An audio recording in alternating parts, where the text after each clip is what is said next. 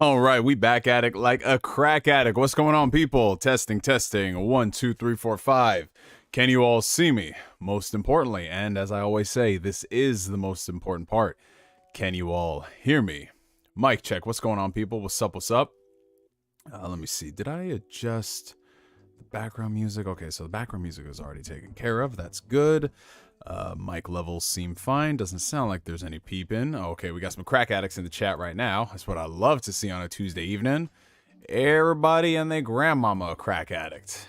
So let me just go ahead, move this bad boy over here. Let's see. Oh, we got a lot of people in the chat tonight. So just starting at the top. Shout out to the homie Flame. He still remembers his password. Let's go. Yeah, man. You know, it's only been like what, 3 days? 3 days since the last stream, man. I think I can remember something for 72 hours. Let's go, Chris Pratt voice. Oh, brother. Yeah, that was, Chris Pratt was certainly doing a voice. I'm not sure if it was Mario, but it was certainly a voice. But what's going on, Don Otaku? Good to see you. We got MX Woods 3 here, hoping for that Black Panther or Wakanda Forever spoiler cast. Really want to hear Neo's opinion and where he thinks the next Black Panther movie will go. Yeah, I mean, I could do a proper review on Black Panther. I'm trying to think, the last Marvel movie I did a review on was The Eternals. That was like, what, a year ago? I'm surprised I didn't do one for Spider-Man. That's crazy. So maybe I do need to get back to doing them standalone reviews and discussions. Let's see, RJ, I thought the clan got to him. Jesus Christ. Pie Studios, oh my God, Neo is alive. Yes, I am alive. He went on a weed binge. No, you know, surprisingly, I was not on a weed binge when I was on my little bit of a break. I was doing that completely sober, which means I was in a very good headspace to process stuff. Now he straight up went into a hole and ate mayo for months. No, y'all gotta stop this. I'm back on the scene for 2 streams and y'all already with the bullying. I can't deal with this shit, man. It's crazy, you know. Like, I try to live my life being the best version of myself possible. I woke up this morning as a Christian and I'm just getting bullied. This is just insane. Shout out to Cold. Oh damn, another. Yes, that's right, sir. Another one. We back at it on these Tuesday evening streams, y'all. Oh, we got Matthew. Oh shit, Atlanta. What's going on, bro? Yeah. So for those who don't know, Matthew in the chat, aka Atlanta. Y'all know if you've been on the streams for the past 2 years. He used to live down in the ATL, but now he moved over to England for schooling, which is awesome, man. So I hope you're enjoying it over there, bro. We got to catch up in the DM soon. I need to go ahead and filter through my Twitter stuff. It's wild. We got Corey Gryffindor. What's up, Corey Gryffindor? What's good, my brother? We got Liquid Snake. We got Jim X Kenshin. What's up, my brothers? Love you, Chris. Welcome back, bro. Thank you. Oh, we got Maddie Valkian24. What's up? Shay Thomas, I'm on the treadmill. Glad to see you live. Oh shit, my brother getting some cardio in. He sees my man is multitasking right now. He's over there making them cardio gains and he's contributing to the stream. That is awesome, bro. I love to see it. We got Covert Sphinx. Neo's still here 10 years later. Yes, sir. I think I'll probably be here until YouTube shuts down. Yeah, because if a 4-month hiatus can't kick me off, then yeah, I'm still going to be here because you guys are here and that's awesome. What up? We back. What's up, J Mac? Good to see you, bro. Man, I remember when you made that video giving advice for college. Well, now I'm in college. Holy shit. Were you a child when that video came out? Because that video came out 10 years ago, like 10 and a half years ago. So were you like a fetus when that video came out? Oh, Jesus Christ. But hey, you never know, man. You never know. You know what the funniest thing is?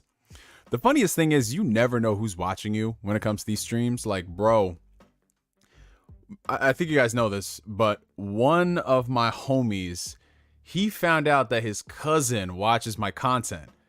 And then he's just like, yo, I need to put you on to this guy. And he's like, I know that guy. I work with that guy. And he's like, what? No fucking way. And it's so funny because a few weeks ago, we all got together, went to the homie's gender reveal party, and I got to meet the guy who was surprised to know that my friend knew me. This is getting really fucking complicated, but at the same time, not as complicated as Kingdom Hearts. But I got to meet his daughter, who's a fan of my channel, which is just so weird because his daughter is like 12, 13. Bella's gonna correct me if she comes in the chat. She's like, actually, sir. But it's surreal. Like, you never know who is watching you. It's fucking insane, man. Like, people coming up here saying like, yeah, man, I grew up watching you when I was 8 years old. I said 8. I said 8, bro. What? That's crazy. Oh, man. Let's see. We out here. What's up, J-Fam? What up? Let's see. J-Fam, I assume that's Jason. Jason, I think that's you, bro, right? Because you got the mod capabilities and powers. Shit, we got everybody pulling up for tonight. What's up, people? What's up? What's up? It's good to hear y'all's comments. See, there's the first fuck up of the night. It's good to see y'all's comments and see your lovely faces. Where y'all tuning in from? Comment down below while I get through some of these really awesome membership re-ups. So shout out to the homie Flame, who's been a member of the Phantom Weirdos for the past 11 months. Thank you, my brother. I appreciate the support as always. Neo, who's the biggest simp in video games, and why is it Morgana? Also, hope you're doing good, mate. Please don't send Al Sharpton to cancel me. Well, no promises on that last comment, Flame. It just all depends on your behavior, my friend. So listen, if you get a call from somebody saying, yeah, you know what it is, then I'm just letting you know, Flame. It might be over, man. You might have to go to what's that planet on Warframe? I don't play Warframe like that. I played it for a little bit. Was it Tenno? Is that what it is? I don't fucking know. But you gotta go live on that planet if Al Sharpton comes after you. But who's the biggest simp in video games? I mean, Morgana is definitely up there. Morgana and the simping for Anne is crazy, bro. But at the same time, it's kind of, you know, it's not the worst thing in the world. It doesn't really bog down my enjoyment of the character. I definitely think there are a lot more simps in anime than there are video games. Because, yeah, you have some in video games, but they're really not, you don't care much about it. In anime, them niggas is thrown straight in your face, bro. And it's just so funny because simping for women, it all depends on how attractive the character is for it to be annoying or not. You know what I'm saying? Like, oh, this is flirting. No, this is harassment. What's his name? The guy from My Hero Academia, you know, the purple doom thing, whatever you got on his head. And shout out to JFam388, who's been a member for the past 11 months of the Spear Detective tier. Thank you so much, my brother. Jason here, making a new name for myself. You see, I had a feeling. Love you, man, as usual. Let's have a great stream. Little Caesars for life. Hey, listen, I mean, shit. To each their own. That's all I can say, man. To each their own. Man, it's been a long time since I had pizza, you guys. I think the last time I had pizza was it like 2 months ago? Something crazy? Yeah, I ate out a lot this summer, bro. Because, you know, your boy Neo was living, bro. But, you know, I'm just trying to make sure I don't go too crazy because, you know, the holidays and everything. Oh, man. But what's up, Rhino? Yeah, I heard Neo was for the streets. LMFAO, another date. Who said I'm from the streets? Man, this man said I'm a hoe. He said I'm for the streets. How am I for the streets, bro? What the? Don't even listen, guys. Don't listen to what these comments are saying. Trust me, I'm a wholesome child of God here. I've never even, bro.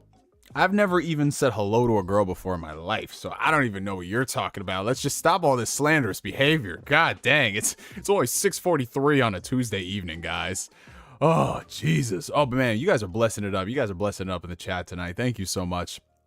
I'm working my way down, and I'm going to stop at The Arsonist. Shout out to The Arsonist representing LA. The Arsonist will be the last shout out I give, and then we'll just go back to the stream. But yeah, so shout out to Rhino in the chat. We got PierretheGamer. What's up, bro? How's everything? Yo, everything is good, man. Every single day is getting a little better than the last, and that's honestly all I can hope for, man. Shit's just beautiful. Life is just in a really good holding pattern at the moment. Agent E, what's going on, my brother? Crack Addict, Daniel Pack, my guy. What's up, Penguin? We got Ultimate Power. We got Reed94. We got Hibachi. Wagwan, brother. How you doing?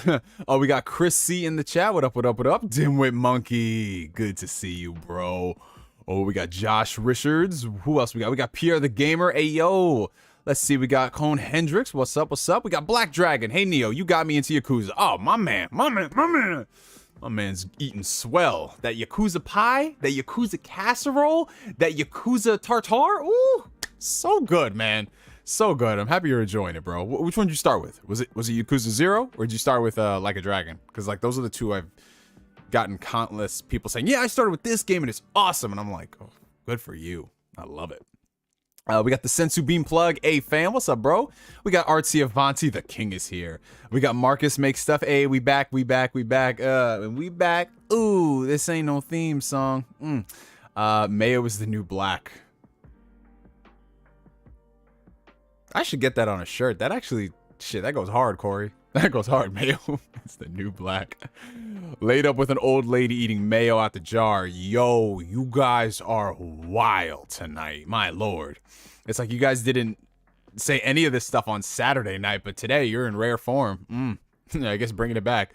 Let's see. We got Zack Rodriguez. Yo, Neo, what's good, bro? Just got off work. Oh, my brother. Hope it was a good shift for you, my friend. Good to see you. We got Black Karama. This is nice, Neo. Wait, this is nice. Neo comes back to being consistent on my birthday today. Oh, shit. It's your birthday, Karama? Hey, everybody in the chat. Wish Black Karama a happy, happy birthday. I don't know how old you turned, my brother, but I hope you have a fantastic, fantastic birthday. And if you're going out and celebrate it today, thank you for coming through the stream. But if you're celebrating this weekend, I hope you have a really good, man. You hope you have a really good one, man. Or maybe you do have a man in your life. I don't know. Love is love, 2022 and all that jazz. I mean, listen, if Flame can be happy in life, then I feel like everybody has the potential to be happy in life. Julian Harris, what's good, bro? Good to see you. We got Obi in the chat. What's up? Oh, Hibachi with the $5 super chat. Thank you, my brother. What are your thoughts on Rings of Power? Yo, so it's so funny because I was watching, as I'm sure most people were, I was watching both Rings of Power and Game of Thrones, House of Dragons at the exact same time. And I was like, yo, this is lit. Fantasy fans, we're going to be eating swell. I got about like 4 episodes into Rings of Power and I wasn't inclined to finish watching the season, you know, and partially that was because I got busy at the time with other things, but I don't know, something about Rings of Power, like the production value of the series is incredible. Like I don't think there's going to be a show that's going to look on that level for a very long time, but I'm looking at like the content of the story and the characters in the world. And at first I was thinking, okay, this is very much so a slow burn, which I understand. You know, to build up a fantasy epic, you got to take your time doing that. But to the same degree, slow burn stuff, in my personal opinion, there has to be good content surrounding it to keep you engaged and interested. And with House of Power, Rings of Power, I'm watching and I'm just like, ooh. Every single episode I watch, there's just like a little less excitement to watch the next one. And I don't know, maybe things change. Maybe the next episode I watch might be the one that's like, all right, we kicked it into high gear. Here we go. But I'm not sure, man. I know I heard from some people that they didn't really have much to work with as far as content because of the whole rights situation and everything. But to the same degree, I feel like you should be able to create a decent enough show out of that. And if you can't, then why the fuck are you making the show? Oh, wait, it's Amazon. They want something successful on there. But I think I'll eventually get around to finishing it at some point, you know, like, because Game of Thrones isn't coming back for, if we're lucky, end of next year, but most likely 2024. But yeah, it's all right, but every holiday season I do a marathon of Lord of the Rings. I watch all the extended editions, and I just finished watching Fellowship the other day. And the 3.5 hours just flew by watching that movie. By the time it was over, I was just like, oh shit, it's time for 2 Towers already. And then I'm comparing that to my amount of time watching Rings of Power. And the only thing I could say positively about Rings of Power is that it looks better. It just looks better in a lot of respects. It's like, oh, wow, cool. But obviously it should make sense when it's a series that is done 20 years after the fact. But yeah, I don't know. What do you guys think about Lord of the Rings, Rings of Power? Are you guys all caught up with it? What are your thoughts? What are your opinions on that? Let me know. We always hear. Are we doing more shots tonight? Hey, listen, I don't know. If you guys want to do shots on a Tuesday night, make it rain in the club, then hey, listen, we might have to, but more on that later. The only things I'm about to be taking shots of tonight is I got my protein shake right here, as usual. And what do I got right here? I got these really awesome things called Heavenly Hunks. Basically, it's like dark chocolate oatmeal. And they're really awesome. They taste amazing. If you guys I don't know if they're available at your Costco, but Costco sells them in bulk. They're really, really good. And then I'm also going to be snacking on some pumpkin seeds because pumpkin seeds are really good for you. Yeah, I know I have the craziest collection of things that I eat, but I didn't want to eat anything too heavy when I'm doing the stream. So it's like lightweight drink and then lightweight things to snack on. Oh, brother, imagine a random just comes to the stream. He's like, what? This thing really talking about pumpkin seeds? Yeah, we talking about pumpkin seeds. A good source of manganese, bro. Oh, brother. Neo celebrity moment. Neo, can a show be high quality and still be boring? Andor comes to mind. You know, it's so funny because I would say that about Rings of Power, but nah, Andor is lit, fam. I love that shit, bro. FBI open up. Let's see who else we got in here. John McKinney with the $9.99 super chat. Thank you so much, my brother. What's your #1 guilty pleasure movie? Mine is the 2005 Wicker Man starring Nicolas Cage. The torture scene / not the bee scene made me laugh hysterically. Ooh, so you know it's interesting because the older I get, I don't really have too many guilty pleasure movies, because even if a movie is really bad and terrible, if I like it, I like it. You know, like, it's just one of those things. So I would say, like, the last guilty pleasure movie I watched and I really enjoyed, I mean, comedies are so subjective, man. There's a lot of comedies out there that, you know, if you just went by the ratings, if you care about ratings, you know, they got like 40% on Rotten Tomatoes, not that critically acclaimed, blah, blah, blah. But I really like some of those things, you know? So like a guilty pleasure movie as of recent. Yeah, that's tough, bro. Because I don't want to say, yeah, all the movies I've been watching have been amazing, bro. I'm trying to think back. Let me look at my DVD collection of like old guilty pleasure movies. Hold on.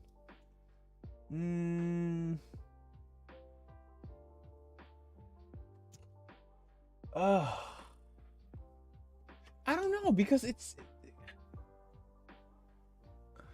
like, I would say, you know, like some of like Arnold Schwarzenegger's like comedic efforts back in the day. I really liked watching some of those movies, even though they're not really that great. But yeah, you know, just something about Arnold's delivery and his timing, and just with the other actors he worked with, like, I really like watching those shits. It's nice. So yeah, like, honestly, like, I have a lot of comedies that would be considered like guilty pleasures. Okay, here, I have one. Okay, so the last movie that I watched that was like objectively terrible in every sense of the word, but I had a blast watching it, was Birdemic. I mean, no shock and awe, obviously, because that was like one of the biggest things, you know, to riff on. But you know, it was just me and my boys. We got together in a Skype call. We was watching that shit, and it was the funniest thing in the world, because the movie itself, you think that the people involved and the people who are making it knows that like this shit is terrible and it's like it should be a parody, but no, they took it 100% serious. And honestly, I gotta give him credit for that shit, bro. I gotta give him credit for that shit, man. Birdemic is just, oh my god, bro. Anybody who's seen the movie, we just hanging out with the family, having ourselves a party.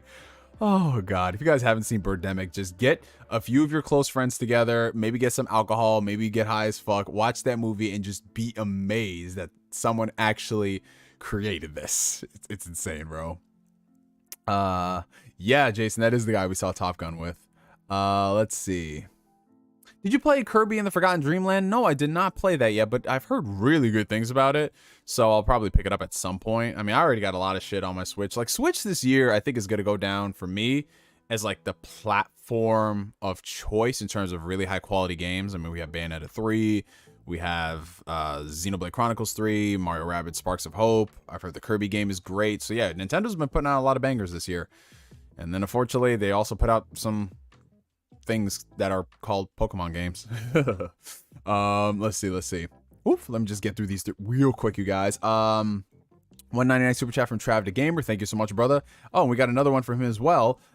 Word, you're the reason I'm a big JRPG fan now. Oh, thank you, man. Listen, I really appreciate that, you guys. Like, every now and then I'll get a DM from one of y'all just saying, thank you for putting me onto this. Thank you for putting me onto that. I don't do it intentionally. Like, I'm not, well, yes, I am here to preach the gospel of Yakuza and Persona and shit like that. Oh, did you guys know, like, just look at this shit, man. This, I just love looking at this with the reflection from the monitor and all that shit. It's just such a funny thing. It's like a funny conversation starter. Like, why the fuck is Goku choking Grogu? Yeah, exactly. Well, let me tell you about that. But yeah, you know, it's just awesome that you guys are trying out these games, bro. It was funny because literally an hour ago, I was talking to my sister and she was telling me, like, okay, so I have a question for you. I know you play a lot of games, but do you play sports games? And I said, Olivia, the last time I really got big into a sport game was NBA Street Volume 3. Way back when. And I was like, yeah, you know, I don't really be playing stuff like Madden or FIFA or 2K, shit like that. And she's just like, oh, you know, and we just had a whole conversation about how, like, if you walk to anybody in public and you ask them what games they play, I guarantee you 9 times out of 10, they're going to mention one of those 3. Because they're just the most popular games that are available right now. And most people play it. And then she said, okay, but what about like the high fantasy game that people would play? And I was like, what? Like, bro, like, I was like, Olivia, like when you start getting into the RPGs, that's when you start getting called a real fucking gamer. When you get involved in that shit, I'm not saying if you play COD or you play FIFA or you play Madden, you aren't. Like you are technically speaking, but when you start delving into shit like a Skyrim or a Dragon Quest or a Final Fantasy, where you're putting time and you're learning systems and shit that, you know, it's crazy, man. It's fucking crazy. But it's so cool when you see people that dive into that shit. Like when you find someone who's like, yeah, you know, I play 2K, I play Call of Duty, but there's one game that I like, and I'm just like, oh, what is it? Oh man, it's this thing called Persona. I was like, the fuck are you talking about? It's because you never know, man. Like, you just imagine that shit. You know, the hardest dude you could think of. Yeah, man. I play Hyperdimension Neptunia. I'd be like, good for you, bro. Okay, so we're going down the list. Shout out to John EV. Good to see you, my friend. And I think, okay, so we're all caught up on everything from everybody who's joining in here. So I want to say thank you guys so much for coming through the chat. I think that was the longest intro we have done, like 20 minutes just answering comments and super chats and shit like that. I thank you guys so much for the support, but we got to do the intro. So welcome, ladies and gentlemen of all ages, races, and ethnicities. Blech. Refresh that shit. I'm not used to doing a whole pre-show for 20 minutes. Ladies and gentlemen of all ages, races, and ethnicities of alike, welcome back to the channel. If you're tuning in for the very first time, my name is Neo, and this is Ask Neo. If you've never been to the channel before, Ask Neo is my weekly Q&A series, weekly Ask Me Anything series. I got used to saying that, where I answer y'all's questions to the best of my ability. Hopefully I get through them in a 2-hour time span, and if not, we just go over, and we're here for like 3 hours on end just talking about what our favorite brand of Cheetos is, and the obvious answer is going to be the extra hot, flaming hot Cheetos, because them shits is fire.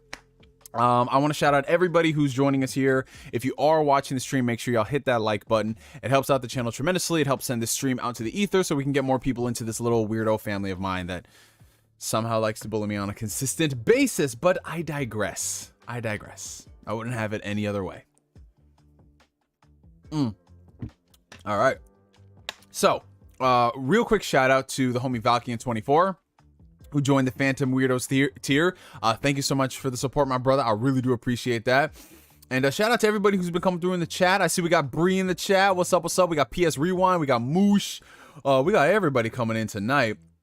Shout out to y'all. I hope you guys have been having a really good, I'm not just going to say past couple days, but past couple of months, because for some of y'all, this is like the first time that you've been to the stream since July.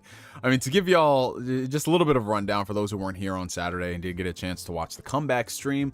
But yeah, you know, your boy Neo was just doing a lot of reflecting. He was doing a lot of reflecting on life. I mean, the easy answer to give is that, like, I didn't really feel the need to get on here and speak on topics because none of the topics that were in the news were that interesting to me. But more so than that, you know, it was just one of those situations where I just needed to take time away, not necessarily from YouTube, but just in general, take time for myself to just sit and reflect, man. Sit and think, sit and ponder, sit and postulate on a lot of things. You know, life, who I am as a person, the people around me, my surroundings, where I'm headed in the future. And it was a really interesting past couple of months, man. You know, I make it sound like I just went into a I went to a forest with nothing and I came back enlightened. I promise you it wasn't like that. But there were plenty of moments where, you know, I would just drive my car and just drive aimlessly, just think about stuff. And nothing bad, because I know anytime you say that, a lot of people think the worst. But it was nothing bad like that at all. But it was just one of those situations where it's just like, you know, think. Give yourself time to think. Give yourself time to breathe. And it's been a really good experience. It has been. The past couple of weeks have been really good for me personally. And it's just a reminder that in life, no matter how busy things may be, no matter how go things may be, no matter how down things are, no matter how good things are, always take the time to just sit and reflect on stuff. And that's what I was doing as I was trying to figure out how to get to that point in the past couple months. Once I finally got to that point, it was just like, everything's gonna be all right, man. And it's been all right. It's been really good. And again, I appreciate all the support from everybody who, you know, would message me on Instagram or on Twitter asking, is everything okay? I really do appreciate that, man. And yeah, your boy Neo is back and better than ever. And I love it. There's a lot of cool stuff to talk about, a lot of movies, a lot of games, a lot of good shit, man. And it's going to be exciting time, man. It's going to be exciting time. So I hope everyone in the past couple months of my absence has been doing well. Hope you guys have been, you know, playing a lot of games, doing a lot of reflecting on your life, working out, drinking your water, all that great stuff. You guys know how it is. But shout out to the homie Strictly Gaming in the chat. Strictly, my brother. What's up, bro? Good to see you. Okay, and let's see. So we have a $5 super chat coming in from the Sensu Beam plug. Appreciate you, my brother. Who would you party with? Gandalf and his pipe of weed, or Andor with some death sticks? Honestly, I'm gonna have to go with Gandalf, because that stuff that he be smoking, that old Toby, bro. Ooh, I need some of that shit in my life, man. There's a reason why this man just was living his life, bro. And I think part of that is because of that old Toby, bro. But yeah, man. That's actually one of the most fun questions that I ironically get asked a lot. Who would you smoke with? Who would you take a drink with? Like video game fictional characters. And I always say, like, as far as like video game characters I want to take a drink with, I would love to have a drink with Commander Shepard from Mass Effect. Well, even though he is you. So, Commander Shepard from Mass Effect. Adam Jensen from Deus Ex. Sam Fisher from Splinter Cell, obviously. Nathan Drake from Uncharted. Ichiban from Yakuza Like a Dragon. I think that would be so much fucking fun. We probably just so fucked up, bro. I could just see that. So fucked up on everything. Not just whiskey, but everything, bro. Bayonetta would be pretty cool to have a drink with as well. What about you guys? That Gandalf bud will have you speak in Elvish. Oh, absolutely, bro. Absolutely.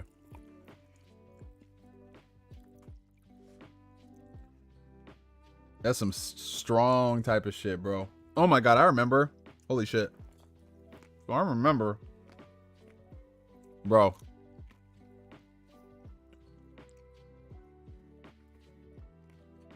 Y'all ever think... I forgot how long it takes to chew pumpkin seeds. Jesus Christ. Y'all ever think you're pretty decent at something? And you can hold your own? And then you get put up against people that do that shit on the regular? So, man. I remember one time last year, one of my boys from Cali was in town, right? And, you know, I hadn't seen this dude since before COVID. So, it had been 2 years. It had been 2 years. And so, you know, we were just hanging out in the city. Jason, you might remember this story. And he was just like, yo, man, I brought some weed over from California. And I was just like, oh, shit, man, I haven't had California weed in a few years. This is going to be lit, man. Oh, brother. So I thought I had built up a pretty good tolerance, you know, like, oh, yeah, you know, I can handle this shit. I can handle this shit. Y'all ever just take one hit and then you're just good for the night? Bro, I'll never get this shit. We're leaving the restaurant. We were going to go, I think, we were headed to Queens, I believe. So we were going from downtown Manhattan to Queens. I took one hit of that man's pen. Oh my God, bro. It was like one of those situations where I felt like I was in a simulation and I was just like, I didn't think we could ever do this to you, bro. Like, dude, it was like one of those situations where I just saw like every light dial to level 11 and my senses were at a crazy degree and I didn't even know which way the world was spinning all at the same time, bro. It was crazy, but it was so much fun at the same time, you know. And then there was this one time where I decided to drink with Irish people. Not the best idea in the world, because those people, I feel like they just come out the womb drinking Jameson, bro. By the time we had got to like the 6th or 7th shot, I was like, all right, tapping out because I want to enjoy the rest of my week. I'm like, no, man, we got to keep going. I said, oh, no, you can keep going. And then, bro, I saw these guys the next morning. They were completely fine. I was like, how do y'all do this? I mean, I don't want to know what's going to happen in a few years to them livers, but Jesus Christ, man, this shit is crazy. But what's up? What's up to all the people joining in the chat right now? We got a lot of first timers. We got a lot of OGs. Good to see y'all. Let's see. Remember when Neo did rants on Disney Channel and Cartoon Network? Imagine if he ranted on Nickelodeon. Yo, you know what's funny? And I really do appreciate the support, y'all. A lot of people do want me to bring back those rants, you know, like, oh, rant on you know, the new age of this, the new age of that. I haven't been watching those channels in the past 12 years, you guys. Like the last time I think I really watched Cartoon Network or Disney Channel or whatever was when they were airing anime on there. And that was only purely to support the shows that were on there so we could still get more stuff. So yeah, I think like 2012 was really the last time I ever watched something on TV. Unless it was like, I mean, obviously you're going to watch sports and shit. But if we're talking like television content, like I don't do that, man. I don't even know anything. It's like whenever people talk about like these stars, like big up and coming stars, like I had no idea who Zendaya was until Spider-Man Homecoming. But then if you talk to that generation of people who grew up watching her on those shows, like, oh my God, Zendaya, oh, she's gonna be the next Spider-Man movie. And I'm like, who? And you know, same thing for like Jenna Ortega. I didn't know who Jenna Ortega was until someone told me that, oh, you know, she was in You. And I was like, oh, I watched You. She was in the Scream movie. Oh, I watched that. And then I find out she has this legion of fans from a show she did before. I don't know if it was on Disney Channel or whatever. It's just crazy, like, how we're at that age right now where we don't watch this stuff, but that new shit is still having such a big impact on people. And it's like, I don't know. I feel like a boomer. Like, I don't know these people. I don't know these people at all.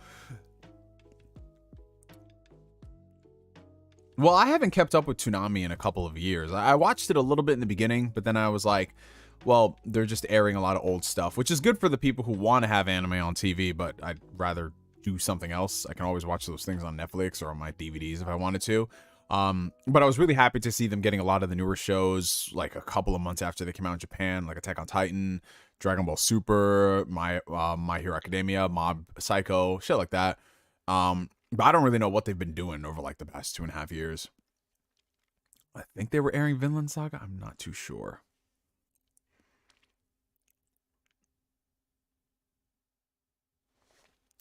Yeah, I don't really watch TV like that anymore. Like everything I watch now is just streaming. It's either streaming or I buy a 4K Blu-ray.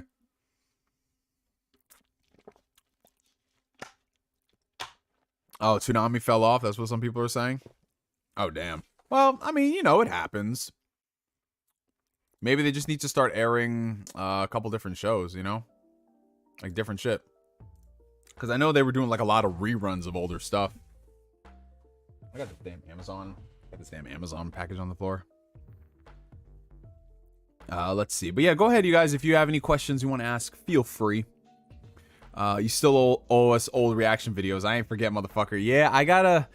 You know what we got to do before the end of the year? We have to have a stream where we just go back and react to a lot of my old videos. Like, I did this one time in 2015. I reacted to the time where I first talked about Kingdom Hearts 3. So that was in 2009. So at that point, that was like 6 years.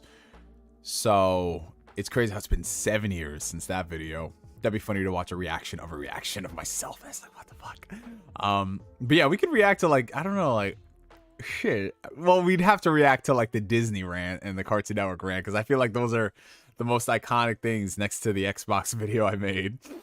Oh, Jesus Christ. That'd be a funny stream. But if we're doing that stream, I'm just letting y'all know I'm getting drunk as fuck for that shit. Like, I could not be sober just watching that. I'd be like, not because I consider it cringe, because I feel like everybody from the years 2009 to 2014 were pretty damn cringe. We all understand that. It's just who we are. I just want to be drunk as fuck to see how I feel watching my old self. Oh, man. Okay, so let's see. Let's go down the list. Question. So you think with Final Fantasy VII Rebirth, they'll have a feature like Mass Effect and Dot Hack where your progress will carry over from the remake? Corey Gryffindor, that is an excellent question. I'll get to the super chats in a second. Thank you guys so much. I'm curious about how they're going to go about doing that because it is still all one story, even though the narrative is going to be a little different than the older game. How are they going to go ahead and explain, like, your character doesn't have all the skills and the stuff from the last game? Like, how are you going to do that when you're at the midpoint of this game, which is only 5 hours in the last game? Or should I say, let me rephrase that. Where you end off at the end of Final Fantasy VII Remake is still only the first 5 hours of Final Fantasy VII Original. And we know they're going to be changing some things. We know it's going to have some things that are going to stay the same, but to what degree? Honestly, I feel like what they're going to do is they're going to take the God of War Ragnarok approach, not necessarily the God of War approach from the older games. Like the older games of God of War, it's like, and that's one thing I hated about them, is that every single game they found a reason to depower Kratos. And I was like, okay, it worked the first time, but then again, you're doing that, what? So I feel like what they're going to do is they're just going to address it as, hey, you know, any fantastical powers and stuff that they got up until this point of the game, they'll have them. But if it's things like skills or whatever, you're just going to have to unlock them again. So it'll be one of those situations where, yeah, it's an RPG. You got to do RPG things. I don't necessarily think they'll go the Mass Effect route and bring over entire character builds, because, I mean, I don't really think they need to do that, because it isn't really a create your own character type of adventure, even though you are creating your own builds with Cloud. But Cloud is going to stay the same regardless. He's going to have his Buster Sword. You know, it's not like he has those different weapons in the Mass Effect, where if you wanted to play it like a Sentinel, or you wanted to play it like any of the other character classes and stuff, and the character choices, like those weigh a lot more, those are a lot heavier choices to lose, as opposed to like a Final Fantasy VII Remake, where it's like, well, you just unlock the skills again. And I'm sure they're going to overhaul the combat system again in a really good way, and I loved the combat system in Final Fantasy VII Remake, so I think it'll make it interesting to unlock those skills again. I don't know, like I'm just so excited for the next FF7 Remake title, based off, we don't exactly know what the fuck is going to happen. Could it be the same? Could it be completely different? You know, like, what are they going to do with the combat system? Because it seems like everybody loves the new combat approach, which I do. I know this is controversial to say, but I have a feeling if they had released Final Fantasy VII Remake as a pure turn-based title, like it was in the OG days, it would not hit the same. It wouldn't. And I know it's sacrilegious to say, because I'm a big fan of Persona, and that's turn-based. But man, at that point, it's like, I might as well just play the OG shit, man. Give me something a little different. And it's a nice little hybrid approach. You can still pause the game, and you can, you know, work around certain things, but that action combat is still so damn good, bro. Oof. And I can't wait. The second we get a release date for that, I'm going to replay FF7 Remake. But yeah, let me go ahead and tackle these super chats real quick. Thank you guys so much for the support. We got $9.99 coming in from Blue Senshi 19, aka the Dragon Ball Xenoverse crack addict. How are you, Mr. Forehead? Currently on my last breakout work. Missed your face. Finally switched from Android to iPhone after 12 years. These 12-hour shifts are making my feet hurt. Well, my brother Blue Senshi, it is good to see you again, and see you again, my friend. And the feeling is mutual. Yo, switching from Android to iPhone. Hey, man, listen, that was me. That was me 2 years ago, guys. I was Android primary from 2011 up until 2020. I mean, I had a little bit of a break in between, like from end of 2014 to spring 2015. I was using an iPhone, but for the well, actually, no, that's a lie. From 2013 until 2015, I was using an iPhone, but it wasn't like the top of the line iPhone. It was like the previous year's model. So I was like, you know, whatever. So for me, I'd been primarily Android outside of those periods of time. And then I was like, you know what? I want to switch over to iPhone to see what I've missed in the past couple of years. And honestly, man, I mean, to me, like, what I look for when I get older is I just look for stability. I look for a great battery life, and I look for a great camera.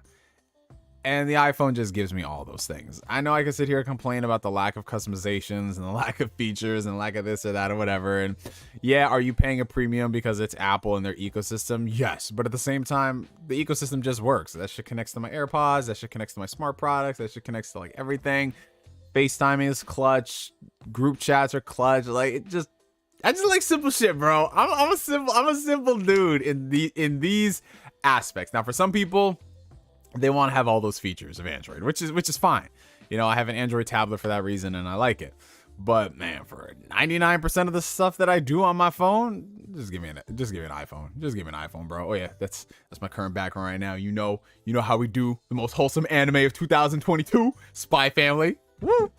But yeah, man, as far as those 12-hour shifts, bro, I've been there, man. 12-hour shifts on your feet. If there is one thing that I have learned in my years of, you know, working retail or working in a restaurant, insoles, proper insoles, proper support for your feet, and wearing proper shoes. They will go a long way, man, because the second your feet start hurting, bro, Jesus. In addition to that, making sure you're adequately stretching before and after the shift.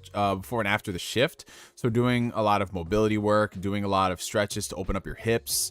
A lot of those things can really help if you're on your feet all the time. And ironically, you know, obvious answer to a lot of things, going to the gym, working out, strengthening your body will really help. I mean, it's not gonna say it's gonna miraculously fix you being on your feet for 12 hours, but it definitely helps strengthen your body for those shifts. $2 super chat from Sensu Bean Plug again. Thank you. Wakanda Forever review. Yeah, you know, a lot of people have been asking about that, so I think I do need to do a standalone video about it. It's been a couple of weeks. I think it's about time.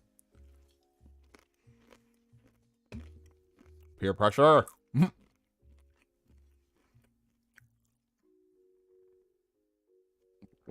When is the next sweaty cast? Oh, I gotta go ahead and talk to Gabe about that.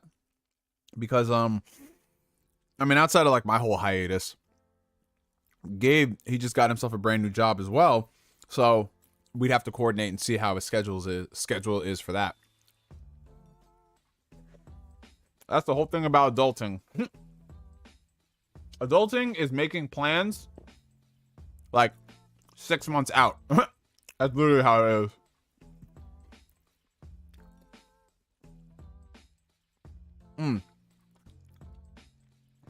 Oh, but thank you guys so much for the support. A lot of the kind comments. We got Wee Man on Wheels. My boy Neo is back. Good to see you. Thank you, bro. It's good to see all you guys. Okay. Let's see. Neo, will you be watching the Keeleys? I think it'd be funny to watch that train wreck this year. Yeah. You know, since I haven't been here in a while, we haven't done any live reactions to streams. So I think I'm probably going to stream the Game Awards this year. I know it's just trailers that we all watch it for, but I do want to see what will take home Game of the Year. I don't really care. I don't have a dog in the fight, but it would be so funny if Stray wins. If Stray wins, holy, that'd be the greatest thing ever. Twitter, there's gonna be so much entertainment on Twitter. So yeah, we're gonna stream the Game Awards this year. Okay, let's see. Oh, we got Quaku in the chat. What's up? What's up? What's up? Hey, yo, Quaku. Fire for that. Yeah, Batiman. Let's see. Are you watching Chainsaw Man and Bleach this season? So I'm watching Chainsaw Man. Bleach, I am not, because I gave up on Bleach after the Bount arc, and I was like, nah, I'm good, Chief. But I'm happy for the fans. I'm happy for the Bleach fans, and it seems like they are really enjoying this new season. So that's me. That's growth. That's growth from Neo. Because Neo of 6 years ago would have said, fuck Bleach. But now Neo's like, you know what? If y'all like it, I love it. That's it. Oh, snap. Julian Harris just started Birth by Sleep. Look at this guy. Look at this guy. That's beautiful, man. Birth by Sleep is one of my all-time favorite Kingdom Hearts games. You could be a guest voice in any show, canceled or still going. What show are you picking? Ooh, a guest voice? I mean, would I be voicing a character or would I be playing myself? How would that work?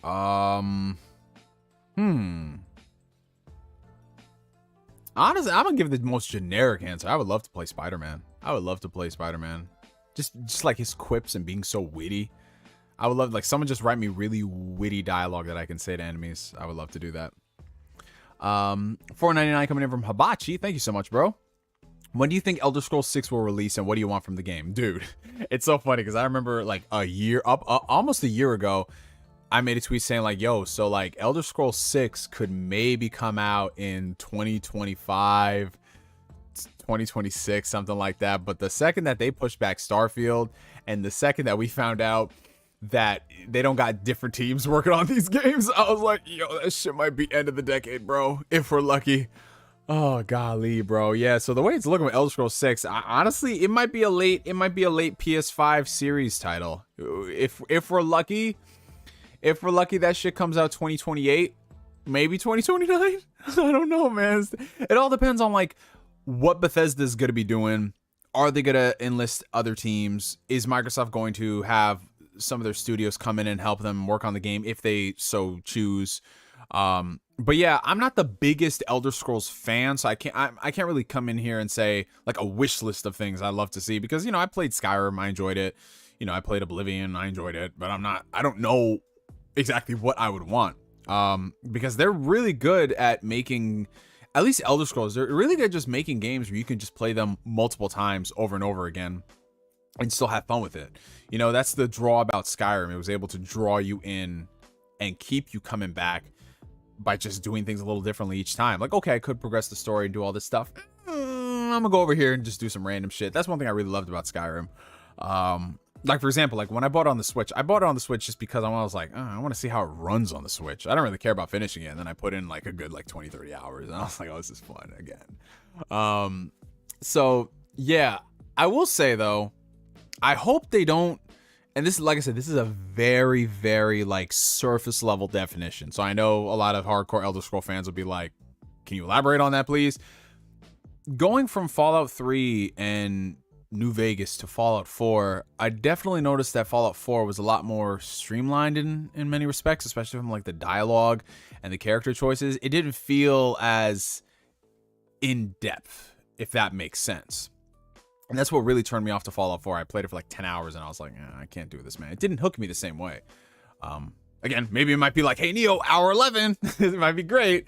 But yeah, you know, if they can just make an open world game, fill it with a lot of really fun shit to do, watch the world come alive. Oh, that is something else I will say. I've been very spoiled by The Witcher. You guys know this. I'm a broken record.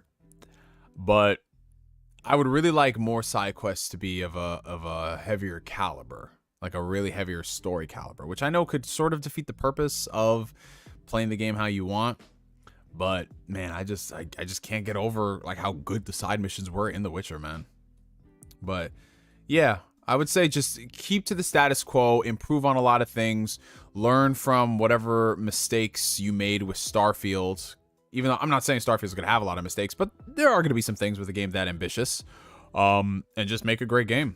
Just make a great game that stands on its own, and you can have fun with it being a Fallout fan if they come out with a Fallout 5, and you can have fun with it being an Elder Scrolls fan for Elder Scrolls 6, and then Starfield fan. I don't want them to ever feel like they're all the same game. You know what I'm saying? I want them to all have their own unique identity, be like, wow. But which again would probably come down to the reason why they take like 5+ years to work on these games.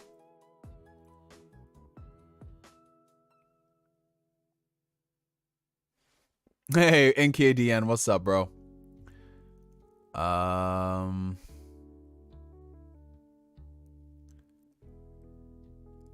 Stray sweep. Yeah, we're gonna get a stray sweep, bro. That's what I'm talking about.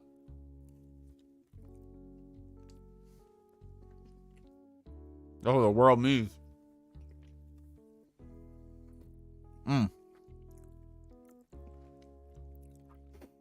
Hey, what's up, Josh? I know it's you, bro. I know your name. Elder Scrolls been mid since Morrowind. I don't know, man. I like it. Maybe so I don't take that shit too seriously. That might be it. I'm not sure.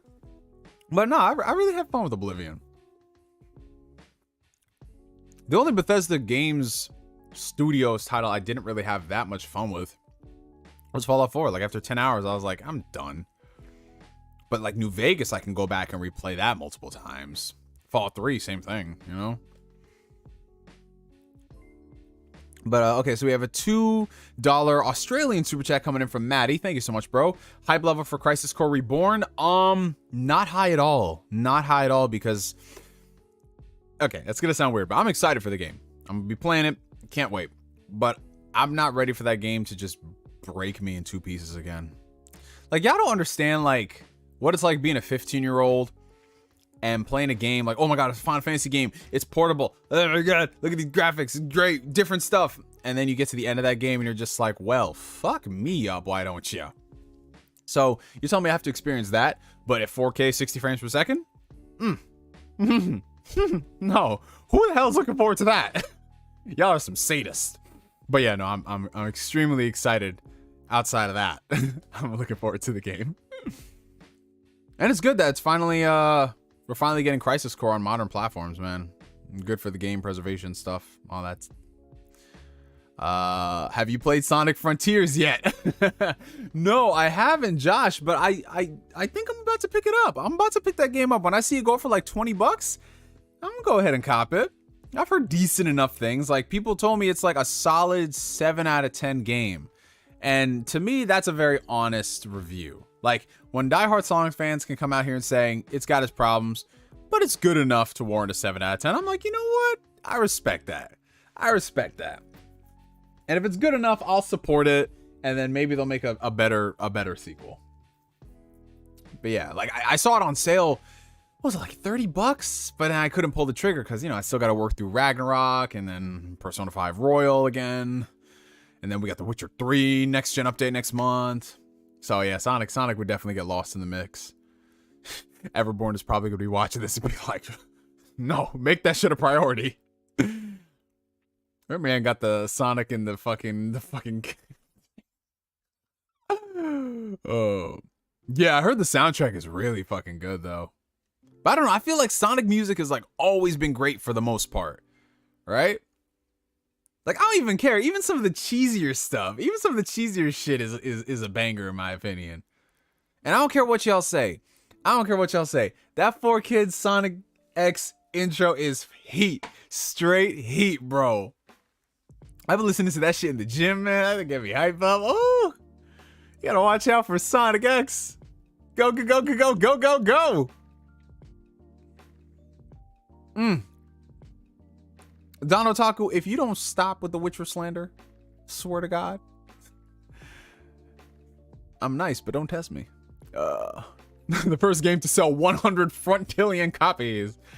Did we ever hear about Sega Sonic Sammy fan? You know, your consequences have actions. How is he doing? Like, I saw him, he did a video, I think it was like a year or two ago, and he was doing good for himself. But did he play this? I want to see if he played this. I would love to see his review. $5 super chat from Sensu Beam Plug. Thank you, bro. Building a starting 5 basketball team of video game characters or anime characters. Oh, shit. Well, anime characters, I would just get the fucking cast from Critical's Basketball. Like, there you go. That's basically shonen basketball. That's some DBZ basketball type shit. But in all seriousness, if I had to build a starting 5 with video game or anime characters, oh, shit. Now, can they use weapons or it's just straight... Ugh. How the fuck are we gonna know if, like, Kratos or Master Chief is good at dribbling? You know what I'm saying? Like, how would you build a starting 5 like that? I'm gonna have Joker. I'm gonna have Joker from Persona on that team. I'm gonna have Joker. I'm gonna have Ichiban because I feel like he's that type of person that's gonna get so riled up during the sport. And he's gonna lead us to some victories because he has that energy.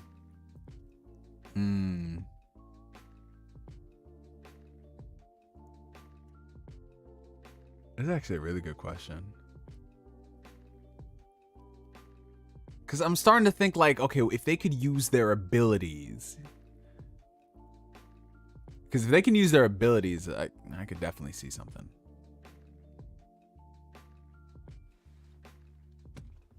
Ichiban is a baller confirmed. I believe it.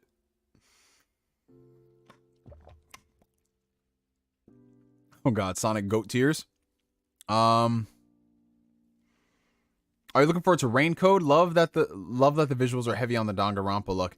Yeah, it's kind of on my radar. Not too up there because, you know, I'm more focused on like what's in the here and now. Like, I saw a question, someone was saying, what games are you looking forward to next year? Honestly, bro, there's just too much shit to just pick one. Like, obviously Final Fantasy 16 is at the top of my list, but then you got the Dead Space remake. You got Legend of Zelda, Tears of the Kingdom. There's just so much shit coming out next year. If those Xbox games come out, I'm looking forward to those. Oh, brother. Spider-Man 2. There's mad shit, bro. It's crazy. We're about to be in 2023. We're about to be in 2023, bro. What would you want Persona 6 to be centered around? Honestly, I give the same answer everyone whenever someone asks me this. I want it to be a Persona game starring adult characters, which I know is the most cliched answer. But it's true. I feel like you've done everything you can do with high school students. And even though these are mature for what they're going through, high school students, I feel like there are different stories you could tell with an adult cast. Like, we've had adult casts in Persona before, but not to the full degree where it's full on, like, this is who they are, this is their life, this is their livelihood. You can talk about a lot of different things, but I don't know if it's possible for them to tell that kind of a story because so much of Japanese media is about escapism, and there's very rarely going to be something that's really just focused on like the hardships of your 20s and your 30s, which is why I was so surprised to see Yakuza Like a Dragon be such a success, because that's basically adults, all adults, and the shit that they go through. You know, obviously played up to a dramatic degree because, you know, it's got to be comical. It's Yakuza. But yeah, like the serious subject matter of the Persona series juxtaposed with some of the humorous stuff, I don't think you lose that by aging up the characters a good 5, 6, 7 years. It could be some characters who are in college. It could be some characters who have just entered the workforce. You know, more commentary on Japanese societal expectations and things like that. Yeah, I would definitely be down to play something like that. We'll see. At the very least, we have to be in college. At the very least, man. I don't know. I feel like you did all you could do with Persona 5. Like, you literally did. Like, so what? We're just going to do the exact same cycle again? Like, give me a different cycle. Like, inherently, college's cycle is so much different than high school cycle. Like, different shit, man.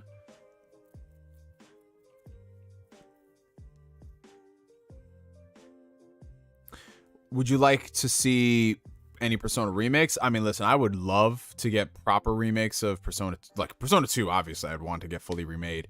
But everything comes down to resources, and if you guys know anything about Atlus as a company, yeah, like getting them to do the bare minimum correctly is what the hell did you just send me, Jason? Jesus, Jason. I'm dead. Trying to get Atlus to do things in a very competent way and at the same time in a very timely fashion, ain't gonna happen. So I've kind of given up all hope on that ever happening. You know, maybe if it was another company, maybe. Atlus loves spending about $5 per game. Yeah, that's basically what it is. Source, Soul Hackers 2. I still haven't even played that yet, man. I just looked at that game and I was like, that is gonna be $30 before you know it. Do not buy it. Do not buy it. And I didn't. And you know, some people like it. Like, there's some people on Xbox who've never played it and they're like, yo, this is amazing. And I'm like,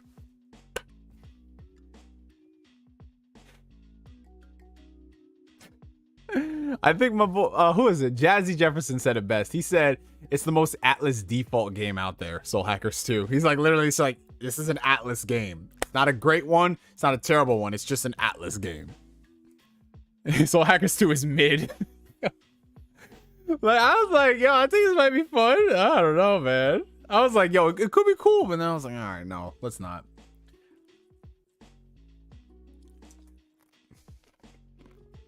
I know they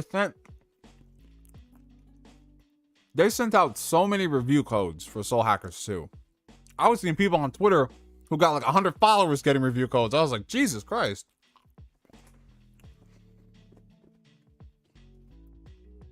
But yeah, it definitely wasn't their strongest team. I think it was their Shin Megami Tensei team. No. Their Tokyo Mirage Sessions team that worked on that. And listen, I like Tokyo Mirage Sessions for all it is. I know a lot of people don't like it. I like it. I was like, it's fun. You know? But would I give them another Soul Hackers game? I don't know about that. It's much better after the update. I didn't even know it had an update.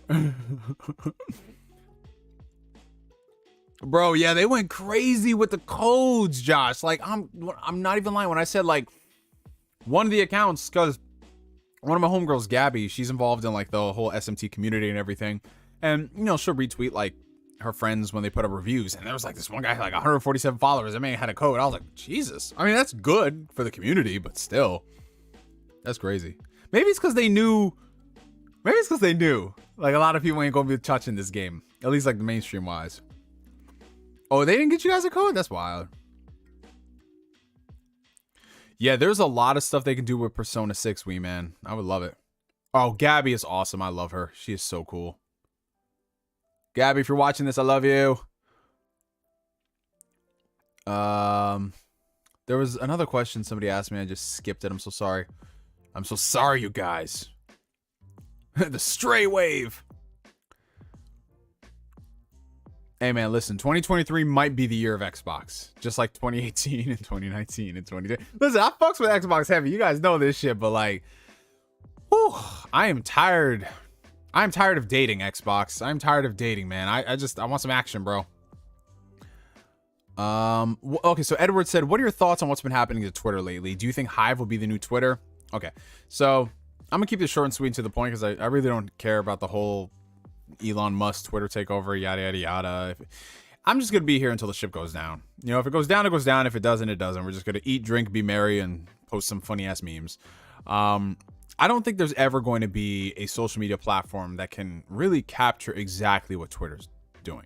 So people have been posting Hive, and a lot of people have been going over to Hive since then. And it's just like, nah, it's not going to be the thing. It's going to take that type of platform years of work, years of development to even get to a fraction of what Twitter is right now. Not in terms of the amount of users on there, but in terms of, first off, establishing itself as its own thing, what it's trying to do as a social media platform, because every single social media platform is different, you know? Instagram is very different from Twitter, and even though there is some bleed over because everyone has reels and shorts and stuff like that, everybody uses those apps differently. But Twitter is kind of like that app where you can do a little of everything and still have a lot of fun. Twitter is really the only app that I've seen where you can have a full-on, if we're talking social media apps, I'm not talking about things like Discord, you can have a full-on community just based off of, hey, I posted this photo. Ooh, that photo is awesome. I like that comment. I'm gonna follow this person, and we can, you know, like, I just love the way Twitter does things. That's why it's my favorite app. And if that were to ever go away, I mean, you're gonna have some imitators, but like I said, it's gonna take so long for those imitators to get off the ground. You know, like Hive, for example, there was a lot of people joining, and they couldn't even keep up, so they had to block email verification, I think, for like the first day or two. Like, there's too many people coming into the site.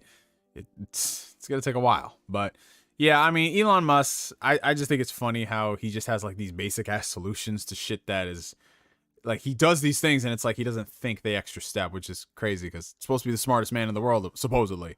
But to the same degree, you know, I don't really care too much about it. I'll just get to enjoy it, have fun, play games, and if shit ever goes down, it goes down. We had fun.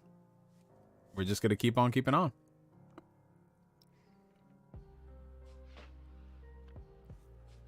All right, so we have a $5 super chat coming in from Flame.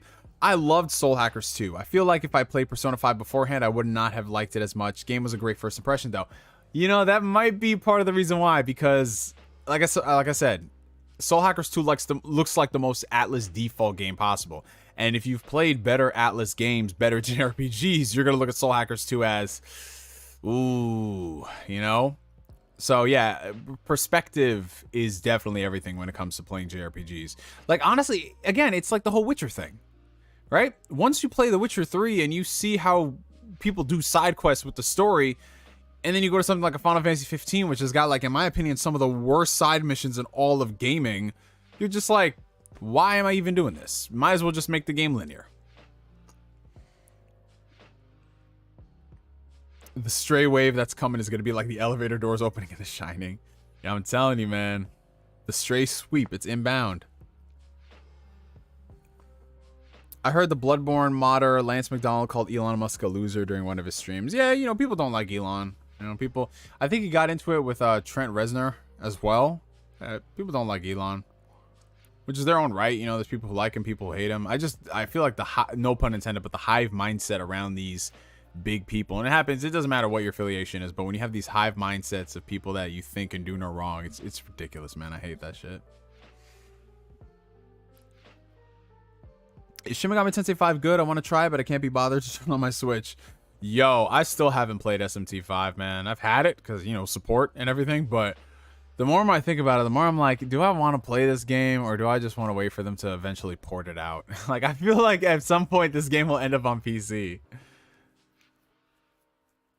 I'm gonna be real, y'all. I do not like playing shit on my Switch anymore. I don't, man. I like my Switch a lot. Switch is awesome. It's just, it's way too dated, man. Like, I'm playing Bayonetta 3 and I was like, oh, this is not pretty, bro.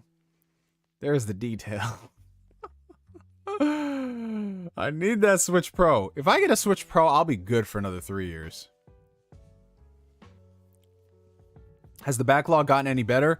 Well, Avanti, I don't have a backlog anymore, bro. I just play games that I want to play. So there's not really games that I buy in the event that I will eventually get down to beating them. I just play the games I want to play. So right now I'm playing God of War Ragnarok. Once I finish through that, I'm going to go back to Persona 5 Royal. You know, I might have a one or two smaller games sprinkled in the mix that you can finish really quickly. Like, I still have to finish up Plague Tale Requiem. But yeah, I don't have like a list of games that I want to beat. To me, it's just one of those situations where if I have it as a list, sure, it might sound very productive to be able to complete all those games, But in reality, some of those games that you're completing, you're just completing it to say you completed them, or you bought it on sale and blah, blah, blah. But did you really want to complete it? Are you forcing yourself to complete it? So I'm just like, no, I'll beat the games I want to.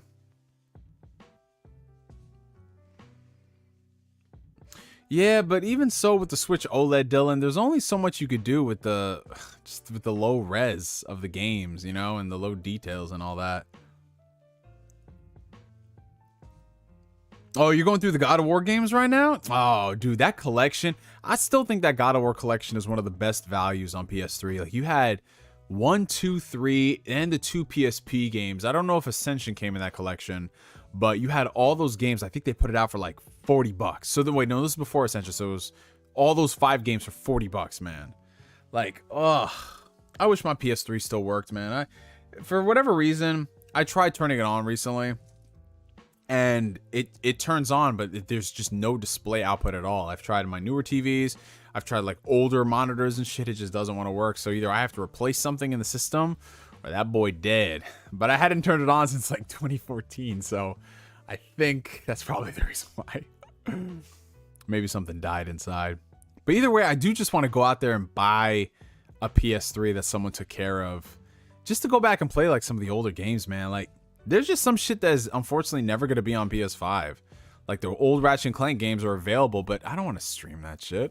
I don't like streaming, you know? As a primary way of playing, I don't like it. But yeah, like those games. What else you had on PS3? You had Puppeteer, 3D Dot Game Heroes. There was a lot of good shit on the PS3.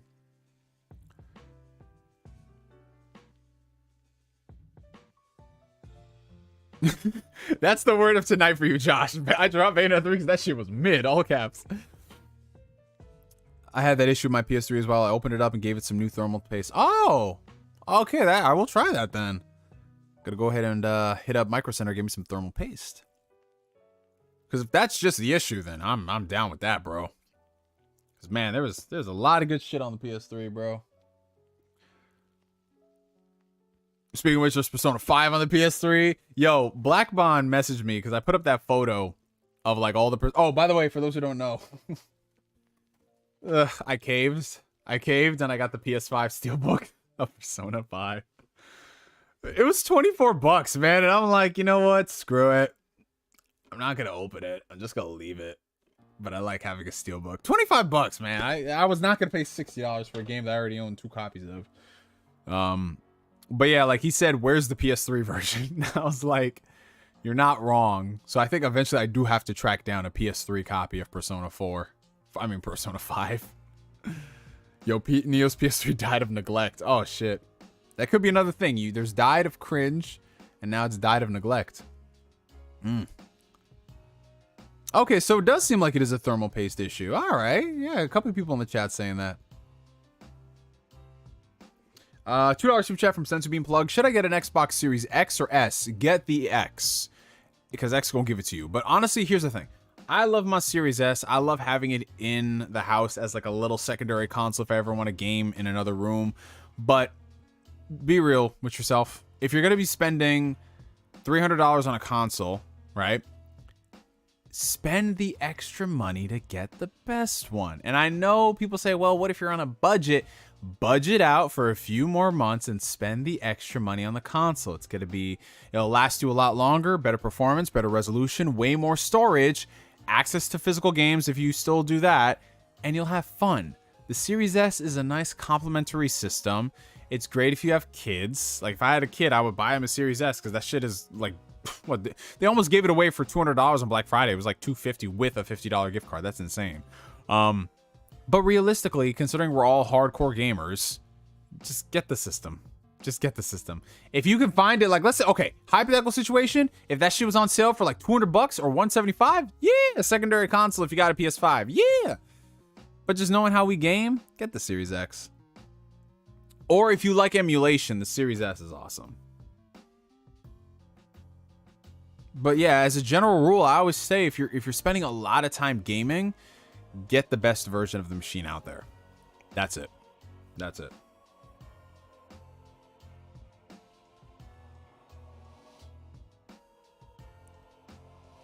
What the fuck? Yo, Cutter Freeman. What the hell, bro? He said it's been 15 years and this man still likes to pretend 3D Game Heroes is a game that exists and is playable for neurotypical, well-adjusted human beings. Get help, institutionalized, bro.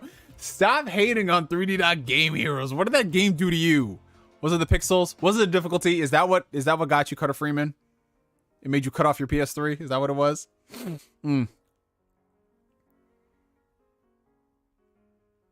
Hey, man, them emulators have come a long way, Josh. But, yeah, you know, so part of me just wants to go back, just play a couple old school PS3 games. I mean, there's shit to play now, but sometimes you just want to go back and play the classics, like the old Tales games, like Exilia 1 and 2. You know, those are stuck on PS3. Yo, speaking of Tales games, I would not trust Bamco to port them again. Y'all know that Symphonia is still going to be 30 frames per second, and they're re-releasing it? Oh, hell no. Oh, hell no. If it was a tuna sword, I'm dead. Grace is there for that combat. That shit was so good.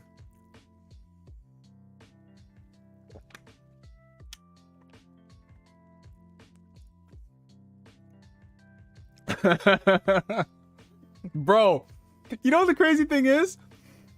There's always a caveat when it comes to Bamco doing something good with Tales, right? Bro, it's like, we're gonna give you Tales of Vesperia remastered. Yeah, it's on the Switch. Yeah. But we're not gonna go the extra mile to bring back Troy Baker to re-record the new lines of dialogue. So we're gonna get Grant George to come in, and it sounds so awkward. Oh. It's like you have all these Tales games that you could have ported onto the PS4. You could have done this. You could have put out collections, right? But no, you're just going to get Berseria, Zestiria, and that's it. The only game we're going to give you if you want to remaster is Vesperia. It's like they're sitting on all this fucking money. The Tales franchise is just sitting there, bro. And I'm glad that Tales of Arise did so well. But it's like, can we do more? Can we do more shit? Where do you rank Tales of Arise? I definitely think it's one of the better Tales games. Until the final act of the game. Like, you guys, I cannot stress this enough. That final act is one of the worst final acts I've played in the game. One thing I hate about a game, especially the older I get, is if the pacing gets fucked up. Dude, I was enjoying myself with Tales of Arise so much. I was loving this combat. I was loving the story. I was loving all these things. But then the final act turns into this huge exposition dump, and it's just not even just like cutscene after cutscene. There's just so much dialogue, and you gotta go here, just listen to more dialogue, more dialogue, more dialogue, more dialogue, more dialogue, more dialogue, more dialogue, more dialogue, more dialogue, bro. And then you gotta go here, and then you fight the final boss. I'm like, what did you? Why? Why couldn't you just like divide up all this vital story content throughout the game? Why do you wait until the end to do this to me? It just, I like, but I still, outside of that, I really enjoy Tales of Arise. I feel like it's the perfect Tales game to have come out after so many years. Because, you know, the Tales franchise was kind of waning for a bit. You had Zestiria come out, which, oof, oh boy, little brother of that game. And then you had Berseria came out, which was a really solid Tales game, in my opinion. But by that point, people were kind of getting fed up. Like, oh, they need to, like, the series needs to evolve. It needs to do more things. But Berseria was a cool game. Don Otaku, no. But if you wanted the best Tales game to start with, I mean, it's all about what's available right now. And honestly, like, the only games that are readily available now are Vesperia and Tales of Arise, which are two completely different games. Very different in terms of the combat and stuff. But I would say start with Tales of Arise. You can get it on sale. It's cool. Hey, Danny, what's up, bro? Neo, what do you think of Marvel movies taking up 10 screens at the average big theater and little space being left for different movies? That's capitalism at work, baby. I mean, whether we like it or not, there's a lot of benefits to capitalism, and there's also a lot of drawbacks to capitalism. And one of those things is that movie theaters are in the business to make money. And if they know that Black Panther Wakanda Forever is going to generate X amount of dollars for being on more screens, then they're going to do that, versus a little, I don't know, independent film. You might get 5 butts in the theaters for a showing. Compare that to like a Black Panther Wakanda Forever, where you could have like 75, 80% capacity, you know? And if that's a premium format where it's like 3D or IMAX, it's even more money. So it's just the nature of the beast, unfortunately. So I always tell people, if you are a fan of cinema, if you are a fan of the movie-going experience, then you have to go out and seek those movies and support those movies. In a perfect world, I would have loved to see a lot of these great movies I saw this year have wider releases. But the reality and the nature of the business is that everything comes down to like negotiations with these companies. You know, A24 started out as a really small company, even though they're still really small. By comparing it to Disney, their films are getting wider and wider releases, and there's more people who are becoming aware of them.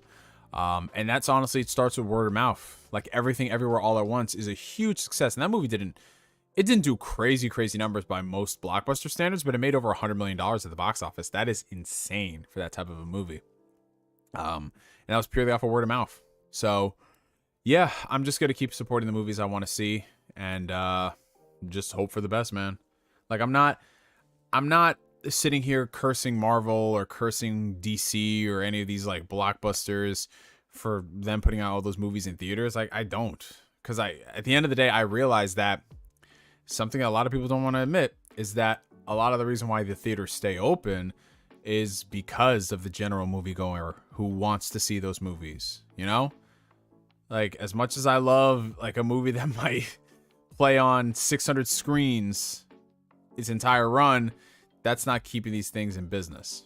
So it's kind of like a catch-22, you know?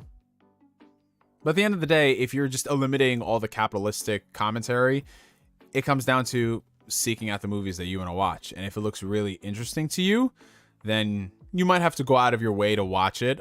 If you live in an area like, if you live in Los Angeles or you live in New York, then you have more opportunities to see those because they are bigger places and they're very, I don't want to say more bougie, but there's more opportunities for those type of artsy films to be played versus if you live in a place where there isn't a lot of those opportunities, which kind of sucks, you know, when I hear from a lot of people in like the Midwest or, you know, other states, and it's like, yeah, the closest theater that's playing this type of movie is like 40-50 miles from them, especially nowadays with inflation and gas prices. You know, is it worth driving like 50 miles both ways? You know, for some people it might not be. And then it falls on them to support it when it comes to like streaming or video on demand or buying the 4K Blu-ray. Yeah, I can't wait to see The Whale. I still need to see The Whale, The Menu, Tar, Marcel with the shell with the seashells on. Like there's still a lot of movies this year I need to check out. Marvel movies aren't exciting as they used to be before Endgame. Yeah, I mean, part of that is because they needed to do a reset and start from zero again. But to the same degree, I'll also say that the majority of the content that Marvel has produced since Endgame has not been that spectacular. They've had some decent stuff, some good stuff, but it's just marred in a whole bunch of fast food mediocrity, you know? It's like, okay, it's like everybody knows that fast food's not really great for you, you know, from a health perspective and in terms of like how it tastes, but every now and then something comes out and it slaps, you know, like Popeyes Cajun fries, fucking fire, you know, when the McDonald's McFlurry machine is working, fire. That's kind of like what it's like watching a lot of the MCU content in Phase 4. Every now and then you'll get something like a Loki, which is really intriguing, or a WandaVision, but it's muddled around so much other stuff that's like, why did I even waste my time doing this, you know?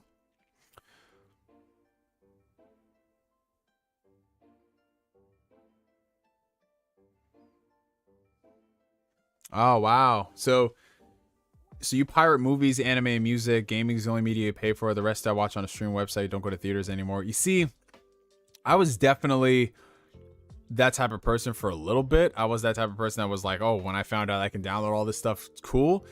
But to the same degree, like, I don't know, like, I'm a geek about these things. So if there's something I really like, I would love to own it and have it in my collection, have it on my shelf. And then going to the movies in general does not compare to watching it at home. Even if you have the best setup possible, there's just something that you cannot replicate watching a movie in Dolby Cinema or IMAX, if you care about those things, which I really do, because there's just some experiences that, like, if I watch Top Gun Maverick at home, it would not be the same as watching it on a fucking 75-foot IMAX screen. Like, that's insane with just the incredible audio quality. Oof. So yeah, that's why I'm just like, you know, I want to go and support those things because of the experience aspect of it. Have you seen The Northman? Yes, I have seen The Northman. It's actually one of my favorite movies of the year. Depending on like what other movies I watch, it might like dip towards like the lower part, but like right now it's like number 6. When are you buying a Tesla? Oh God, Joaquin, here he goes. So if you guys, this might sound like a simple, innocent question to y'all, but to Mr. Excessive Games over here, on my Instagram, which if you guys aren't following me, link down below in the description. On my Instagram, every now and then I do, I kind of do like an Ask Me Anything. It's like an anonymous Ask Me Anything where you submit questions through this thing called NGL and I answer them. And I don't know who they're coming from, so you can be as anonymous as possible and I wouldn't know. And so because I've been doing this like pretty frequently, like every couple of weeks, I have a good idea of who asks what depending on like how crazy and insane the question is. And this man, Joaquin, right, sends me a message saying, you know what, let me not butcher what this man said. I actually have to read this out to y'all because it's just, I can't even believe this. So let me go ahead and pull this up. 1 second, guys. Archive.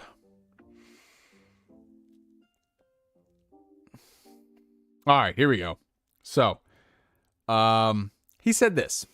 Watch any good porn recently? I found one of 2 people banging in a Tesla while it's driving, and now I want a Tesla. And I was like, oh, brother. Only Joaquin would ask a question like that.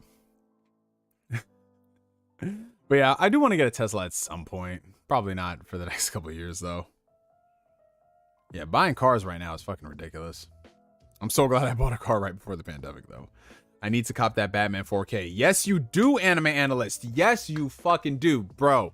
It is such a good looking 4K disc. If you got like a dedicated player, woo, that shit is crispy.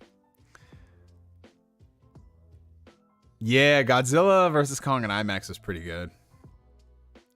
$5 super chat from Danny Passion Official. I think Marvel needs to slow down with the comedy and special effects. Yo, absolutely, bro. And that's the thing.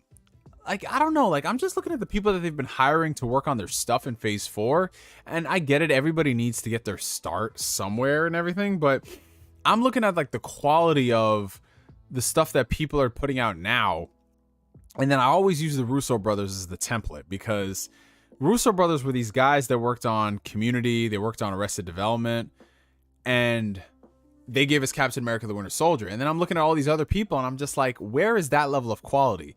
Like, for me, that should be the bar. Russo brothers, James Gunn, that level of quality. And then I'm looking at a She-Hulk and I'm looking at a Moon Knight, you know, I'm looking at like all the stuff that has some good aspects, but it's just not that great. And at first I was thinking, well, maybe it's because like Marvel truly has peaked, and I don't feel like that's the case. I feel like they just don't have great people working on their stuff. The only thing that's really here that people would like is just set up for the next thing, which after doing this for 10 plus years, you kind of get tired of it because it's like, well, I would like the good stuff too. I would like that as well. I would like rewatchability.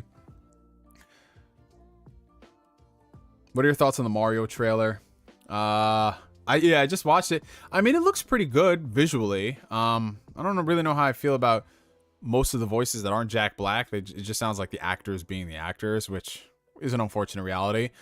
And then Illumination in general, I'm not a fan of the way that their movies are written. So, but then at the same time, I got to remember that, dude, this is not a movie made for your 30-year-old ass. You know, this is going to be for kids. And if it sets out to do what it's supposed to do and it's a decent movie at best, then that's okay.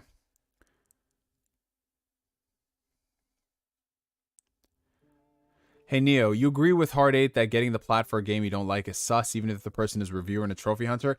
Yeah, I just think it's weird, man. So for context, there was a person out there who was complaining about God of War Ragnarok, and then they still went the extra mile to get the platinum because they are a reviewer and they are a trophy hunter, which, I don't know. If that's your whole shtick, that's cool and everything, but to me, if I don't like a game, the most I'm going to do is finish the game.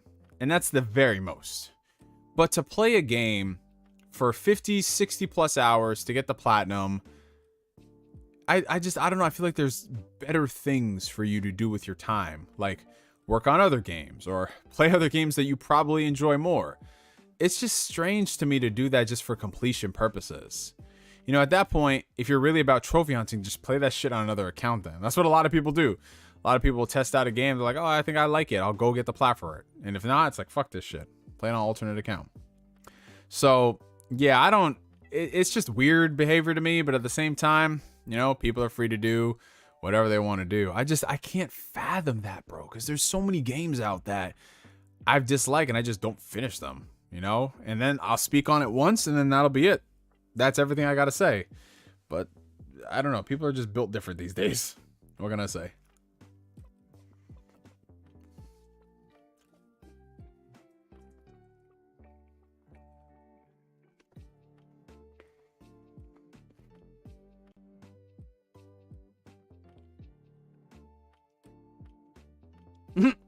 Daniel Pack just followed me on Instagram.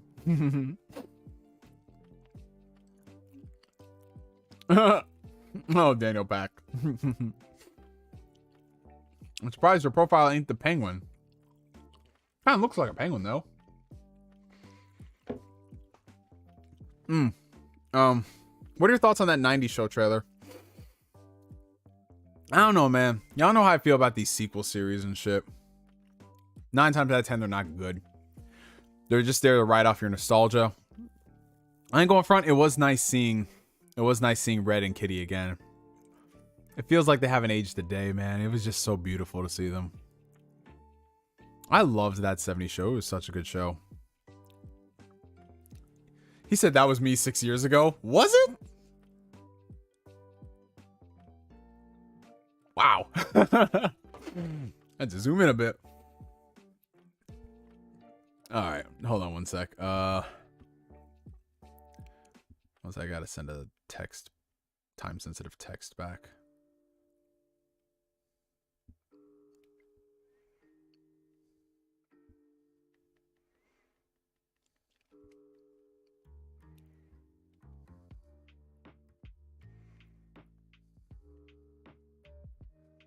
All right. Okay, so let me go back to some of these super chats. Thank you so much. So I'm dead. Dan Fact said I saw Top Gun 4 times with 4 different people in theaters. Yes, sir. You are the Top Gun plug, brother. What if Quentin Tarantino directed DC or Marvel film? That's $1.99 from Hibachi. I don't think I'd really be excited for that because he has to work within the confines of what those studios want to do.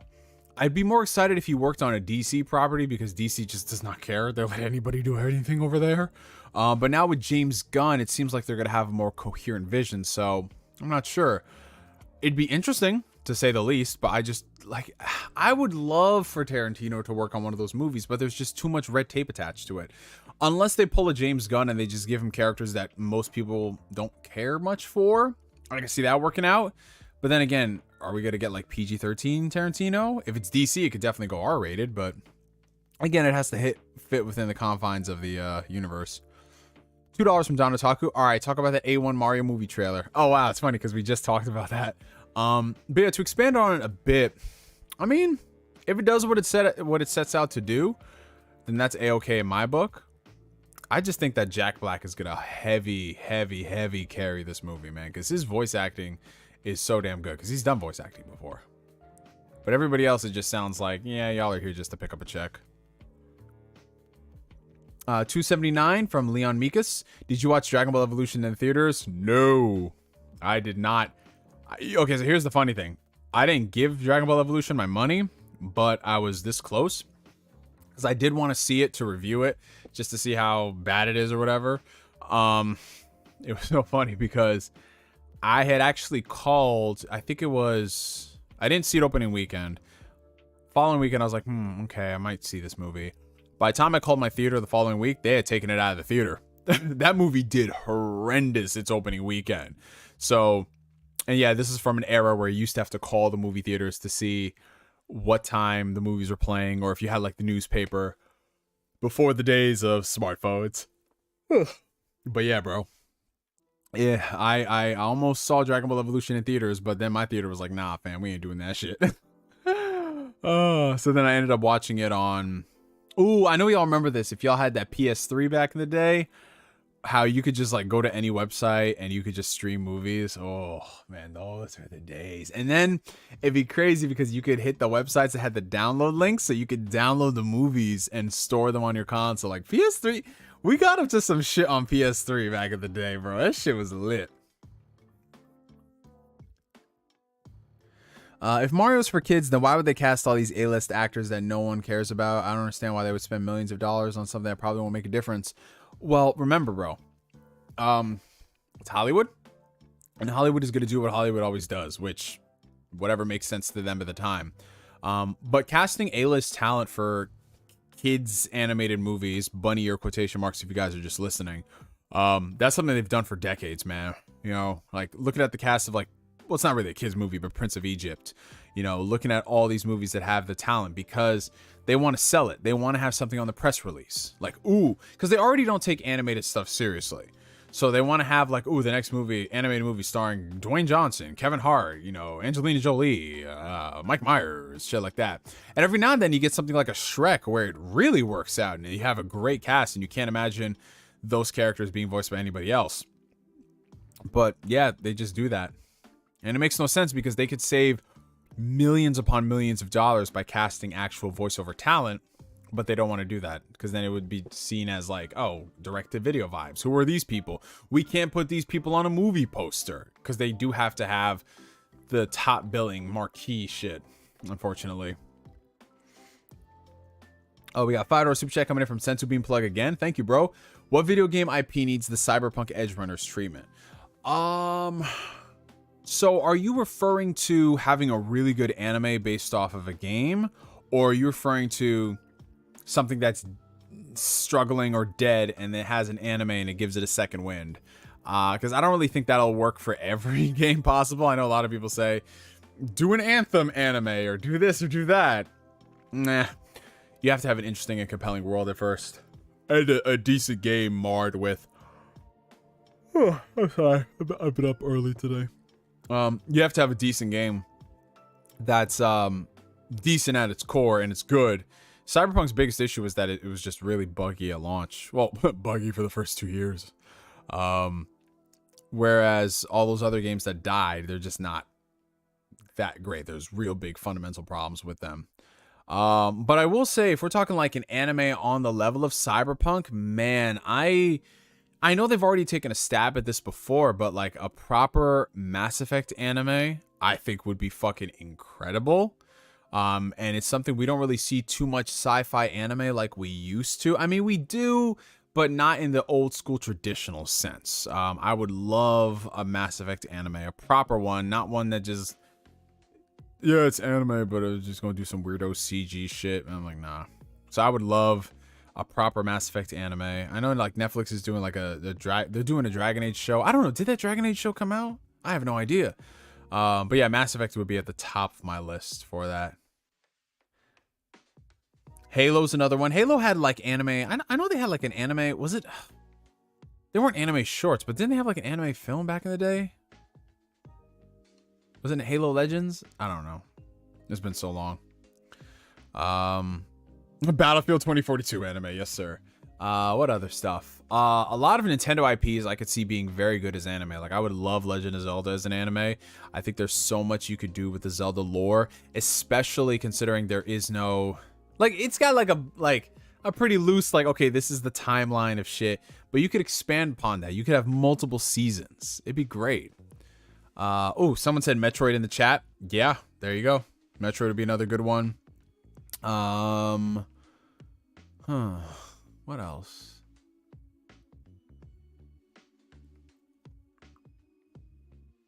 I'm really hesitant to have anime based off of JRPGs just because of the length of the games, because they're like Persona, for example.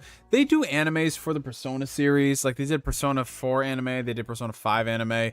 It's just not the same because you lose out on so much and they condense so much of the story, when the best part about Persona, in my opinion, I mean, obviously the story is great, but it's everything you do outside of the story with your characters and the bonding and the relationships and the confidants. That stuff is what really makes Persona for me.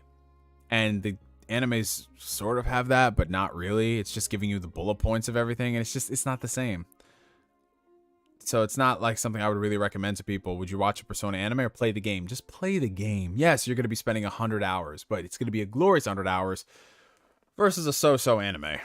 Oh, and the anime doesn't even it's not even as stylized as the game, which makes no sense to me. It's like they spend $5 on the anime's budget. Ooh. So we have $9.99 super chat coming in from the homie GC Plugs, my brother Bobby. Hope you're doing good, bro ham. Much love. Much love to you, my man. I hope all's well with you. I'm not sure if you're pulling a double, triple super shift tonight. But if you are, my friend, keep on keeping on, man. Stay safe out there. What's your favorite Ghibli movie? Ooh, okay. So for a while, it used to be Princess Mononoke. But currently, I'm gonna have to say Howl's Moving Castle. My sister and I, we actually saw a few Ghibli movies in theaters last year and some this year. And I rewatched Howl's Moving Castle with her, and I was like, yo, this shit is fucking good, bro. Yeah, it's Christian Bale and Billy Crystal. Howl's Moving Castle is great. Oh, and Castle in the Sky. Castle in the Sky was a big surprise to me because I remember I saw it once when I was younger and I was like, yeah, you know, whatever. But then I saw it last year. I was like, wow, this really fucking holds up. Like, this motherfucker, like, what was he cooking? He was cooking up some greatness back in the day. Oh, God, Flame, stop it. Been wanting to play Danganronpa, but read the length of his 20 hours. Should I just watch the anime? No, dude, play the game. Play the game, Super Detective. Please, live up to your username, my friend. Play the game. Yes, it's 20 hours long, but bro, uncovering every... I don't want to spoil too much about it, but uncovering every single thing is so fucking amazing in that game. And so many twists and turns, and you're just like, what the fuck, bro? Oh, the second I don't have any games to play, I'm gonna go back and replay Danganronpa because they're on Xbox. I love Danganronpa, bro.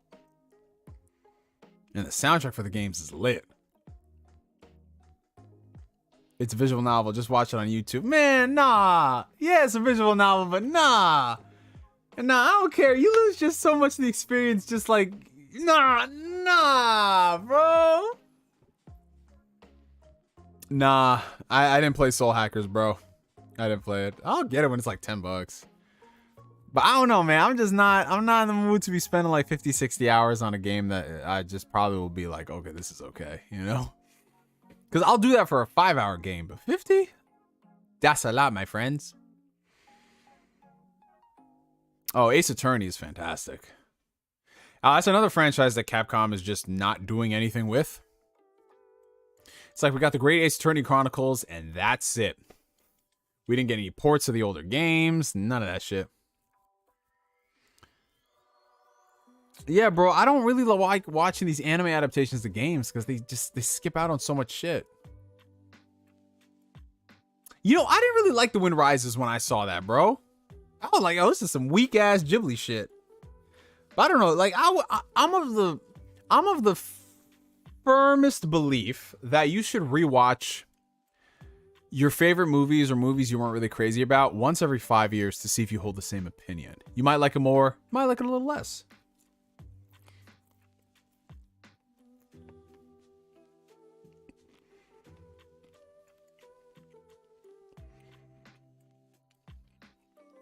Yo, Flame, shut up.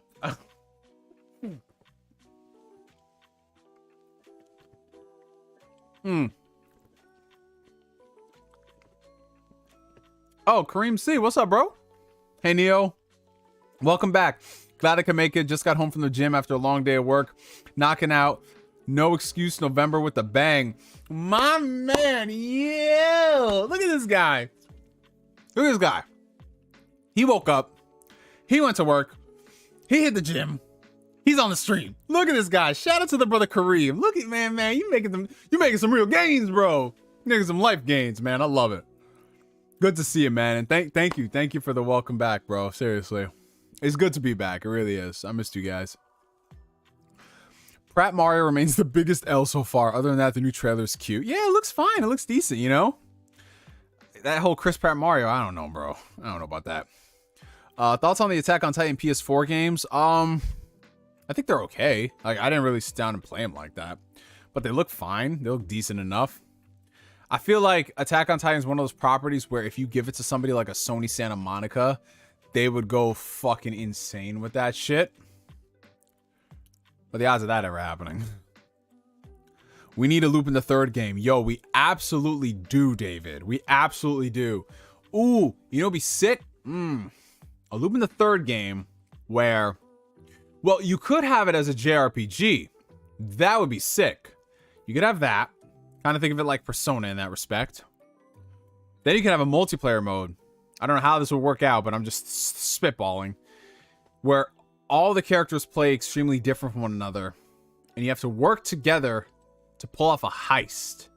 So it'll kind of be like Payday in that respect. Y'all ever play Payday 2? Where each of the people has certain roles and tasks that they have to do. I think that'd be fire, bro. And you can update that shit. You can update that shit like every couple months with a new season. I can see that happen. Oh shit, we got a special guest, y'all. Shout out to the truth of YouTube. Shout out to the homie Hard 8 Gaming and AGS Live. Hard 8 Gaming and AGS Live. If you got time to answer questions every week, you got time for AGS Live. Yo, listen, my brother. I gotta pull up one of these weeks, man. I've just been working Sundays, so that kind of takes away all my time for podcasting on the weekends, man. Which is why I'm doing this shit on the weekdays. But yeah, man, definitely at one point, if I'm free on like a Sunday afternoon, like if I get the weekend off, I'm gonna definitely hit you up that morning, bro. I'm definitely gonna do that because it's been a long time coming, man. But Hard 8, bro, I hope you're doing well, fam. I know they was kind of dragging you a bit on Twitter. Yo, my man Hard 8 been going through it, man. You got some people getting on him for what he said about Vampire Survivor. Man, the amount of quote tweets on that shit was fucking insane, bro. I was like, yo, listen, relax, y'all. But yeah, shout out to the truth of YouTube, Hard 8 Gaming. If y'all haven't, go give my brother a follow on Twitter. Subscribe to him on YouTube. Hard 8's one of the OGs, and he's one of the few people out here that still keep it real, man. Oh, also, he's the 4K ambassador. Like, anytime I need recommendations on like players or TVs or shit like that, I always hit up Hard 8 because Hard 8 just be knowing. And in turn, I recommend my recommendations to other people. So that's how it works. If I get a good recommendation on something, I'll be like, yo, it's from Hard 8. Just let it know. Let it be known. But yeah, Hard 8, I definitely want to pull up to AGS, man.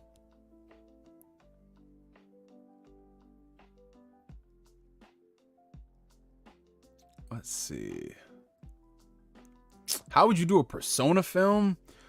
Honestly, I would take the same approach that I did with the game, but I would just apply that to a movie. So, I mean, ideally, I would like to make it a whole-on TV series because I feel like you could do a lot with an entire cast of characters. And if it's going to be a Persona story, you're going to have a lot of the social links, the confidants. You're going to have a lot of those moments where you're going to need time to grow with the characters. So ideally, I'd want it to be a TV series. It could run for like 1, 2, 3 seasons, however long it needs to tell the exact story.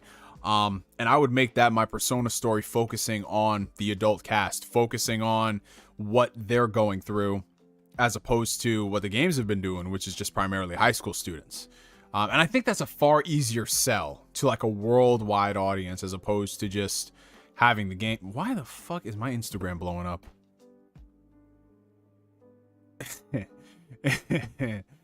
Oh shit. Okay. So yeah, I would have my approach be something like that. I would focus in on the adult characters, whether they're in college or whether they're, you know, like working in the workforce or shit like that, and go from there. Neo, did you get anything for Black Friday / Cyber Monday? Yeah, you know, so the last time I did the stream, I told you guys I didn't really buy too much stuff. Like I bought Persona 5 Royal. This shit was 25 bucks. But that was just mainly to have in the collection. I bought a couple of 4K Blu-rays. I still have some that are coming in the mail, but you know, I got Dune on 4K. I got the Suicide Squad. And I just had the other one. Where did it go? Oh, here it is. I got Get Out. Of course, gotta have that shit, Jordan Peele. And this one, it's not really a Black Friday pickup, but it came out around the same time. I got the Wall-E Criterion Collection, 4K, baby. And then the rest of my shopping, it's actually funny. I did it yesterday on Cyber Monday. The rest of my shopping was actually Christmas gifts for my family because, you know, I'm always a last-minute shopper. I always buy shit like a week in advance, or a week left before Christmas. But this year, it's like one of those things where you see something, you just buy it immediately. So I'm not going to say it because both my siblings occasionally watch my YouTube channel. So if I say it, they'll know. But I did find things to pick up from both my brother and my sister. And the only thing I have to worry about now is finding something for my mom, which my mom is always she's the hardest person to shop for, but at the same time, she can be the easiest person to shop for depending on what she needs in life at the moment. So for the past couple of years, her birthdays and shit, I've been getting her like Apple products. So like Apple Watch, you know, Apple this, Apple that. And then now I'm running out of Apple products to buy her. So it's like, fuck, what do I do? So now I got to start thinking about other shit. And then, I guess my last big splurge of Black Friday stuff to myself was I just bought a bunch of gym clothes. That's it. Yeah, typical Neo, man. So like every 2 years I buy gym clothes. That's really the only time I buy athletic wear because it's just so expensive throughout the rest of the year. And granted, the stuff I buy is pretty high quality because it's meant to last a couple of years. But I still wait for Black Friday, and I brought a couple $100 worth of gym clothes. But those gym clothes last me like 2-3 years. You know, they last like multiple washes, and they don't shrink. They don't have any issues. They don't have any of that stuff. So I bought a shit ton of gym clothes. What did I buy? I bought joggers. I bought compression. I bought some stringers. I bought some tanks. I bought jackets. I bought a lot of shit. But yeah, I didn't really need anything else. Like I have the TV, I have the 4K player, I have a monitor. I mean, so the only thing I'd really be buying would be like, I'd be doubling up. Like if I needed a third monitor, or if I needed new headphones, or like, there's really nothing else that I need at the moment. Which gym clothing brand do you recommend? So I'm a little bougie. I buy Alphalete. You know, Christian Guzman's company. I've been wearing Alphalete stuff for years, basically since he started it. And I like their stuff because it's high quality athletic wear at about like half the price of what you would pay for like really high quality Nike stuff. So for example, Nike's pair of joggers and shit like that could be like $110, $120. Alphalete is like $60, $70. And it's still like the same great quality. So I buy Alphalete stuff. I also buy Ever Forward for their compression pants and shit. There's some other good gym brands as well. Like there's Alpha Clothing. Young LA's is like the influencer TikToker brand that's been coming up. Gymshark was like one of the first big OGs. They're pretty affordable now if you want to get some gym clothes from there. I used to wear Gymshark back in the day. So yeah, you know, gym clothing doesn't need to be expensive, but to the same degree, you do want to buy stuff with quality, you know, like a lot of women these days, they buy like the Lululemon leggings and shit. That stuff is so expensive. Fabletics. No, I don't shop from Fabletics. I mean, I've seen they have like the men's line and everything, so I might test it out, but I don't know. Like I'm just like, when I see a brand and I really like it and they keep one-upping themselves and doing better and better and better, I tend to stick with that brand versus trying like other companies.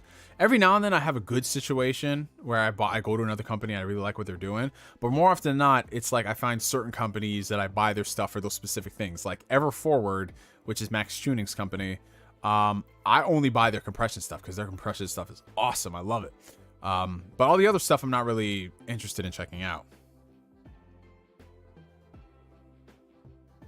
But yeah, Black Friday, I didn't expect to be buying a lot of shit, but I guess I did. Hold on 1 second. Why is my Instagram? Hold on. 1 sec. 1 sec, guys.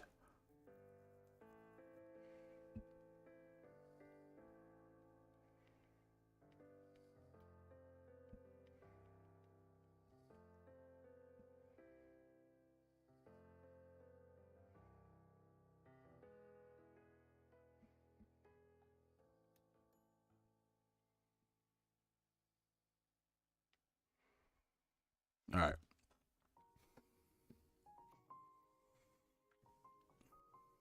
Okay, you guys bought a couple video games. Some people bought some Blu-rays. Oh, you got a new phone, Chris? Okay, okay, nice. That's good. Yeah, man. I don't really buy games on Black Friday anymore just because I already have so much shit I got to play now. But yeah, if you can get good deals, like I saw, well, Gotham Knights, I think it was like 35. Sonic Frontiers was 30. So if you can get some good deals, you can get some good deals. But games, the thing is, if they're not Nintendo games, they depreciate in price so freaking fast that I can wait a few weeks, you know?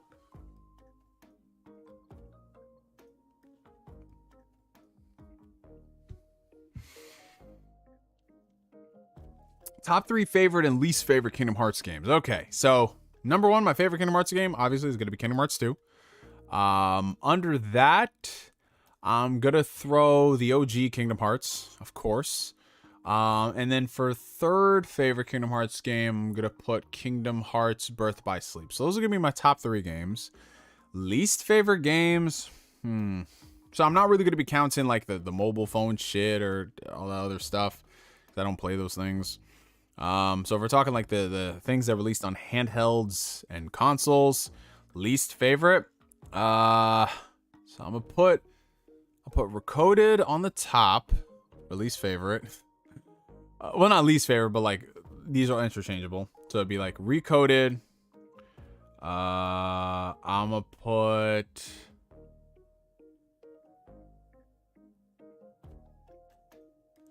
I mean, that's really the only game that I disliked. Like, all the other ones, like, I enjoyed to some degree. Like, sure, some had some annoying aspects that I didn't really fuck with. Like, Dream Drop Distance, the whole Dream Drop mechanic got so annoying because when you were fighting a boss and then you drop and it's like, oh shit, well, you gotta fight the boss all over again. That annoyed me, but I thought the rest of the game was still decent enough, you know? So, damn, I would replay Birth by Sleep. I would replay 358. I replay all these games. But Recoded, I have no desire. I have no desire to go back and replay that. So yeah, I would say favorite Kingdom Hearts games. Like Chain of Memories, yeah, like sure, okay, I'll add Chain of Memories to that list too. But it wasn't terrible. It's not the worst game. It's just different. But you know what? Since we are making a list, okay. Recoded, Chain of Memories, and Dream Drop Distance, just because we have to make a list. But yeah, I'd still replay Dream Drop Distance. That Symphony of Sorcery level is still so cool.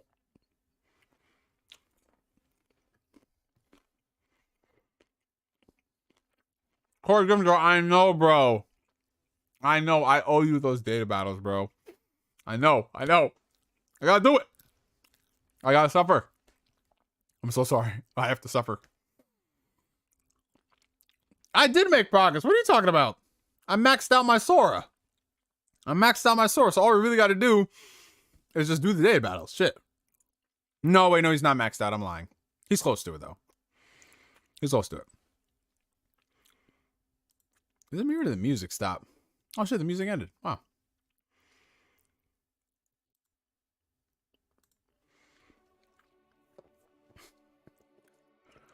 You see, the problem with Chain of Memories is that Chain of Memories is kind of like, what's that thing? I had a great analogy. I forgot it, though.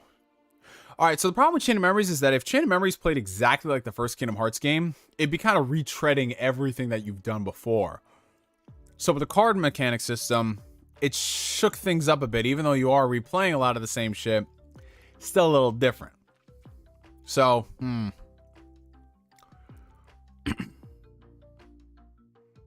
Does Kingdom Hearts 3 have an next-gen update? No. I'm surprised it doesn't, man. Kingdom Hearts 3 needs one. If only just to like resell the game on PS5 like as one complete set with the next gen update. Like, just do it, bro. Like 4K 60. Like, go ahead, man. Oh, speaking of Kingdom Hearts 4, I saw someone ask a question like an hour ago. What do you want to see from Kingdom Hearts 4? Honestly, I feel like the series needs a total revamp. I'm talking like, we can still go to the different worlds. We can still do shit like that. But we got to put more time and effort so they don't just feel like theme park rides. We got to like start expanding and fleshing out some of these worlds that we go through so we don't just finish them in like 45 minutes. You know what I'm saying? Because the combat's going to be great. The framework, all that stuff is going to be awesome. Now it's time to build out the rest of the world. Because my problem with Kingdom Hearts 3 is that, I mean, outside the story, but it just felt very limited in scale and scope by comparison to all the other games that were out at the time, where I wondered, like, this is literally just a PS2 game that looks prettier. Like, nothing about these worlds feels as if, like, wow, this is like such a big step up from Kingdom Hearts 2 in 2005 to 3 in 2019. Like, the worlds didn't reflect that 14-year gap. So I would love to see the worlds get fleshed out a bit more. Obviously, I know it's an issue because you're dealing with licensors and Disney and everything. But to the same degree, I wouldn't mind if Kingdom Hearts started fleshing out more of its own lore. I mean, they've been doing that. But start making your own worlds and having your own characters. You know, like, sure, you can have the Disney characters show up and make the appearances and the cameos. But to the same degree, flesh out your narrative. Introduce new characters. Have fun with that. And now it's going to be completely different. So there's not, like, you're not really beholden to, like, what came before. Because this is a brand new saga. So, like, I'm excited on that front alone. I'm excited to see what they can do. Do you think the way Kingdom Hearts 3 was handled was due to Disney itself or Nomura in some aspects? I think it's a combination of both, Corey. Definitely Disney. Like, if you looked at the Frozen worlds and you looked at Tangled, those worlds arguably should have been the most creative entries in Kingdom Hearts, just based off of what it's based off of. That sounded really weird. But because Disney has such a stranglehold on those two IPs in particular, they didn't want to have any, like, they didn't want to have any room for deviation whatsoever. It had to adhere exactly to these things. So you couldn't have these characters get involved in different scenarios or act differently or really, like, feel as if you're living in the world. It honestly felt like Sora and them were on a Disney ride just looking at this stuff happening rather than being a part of the world and really shaping what happens. Because, you know, once you start shaping and changing stuff, that's where it starts getting into messing with the IP and different interpretations and a whole new Wikipedia article on the wiki page.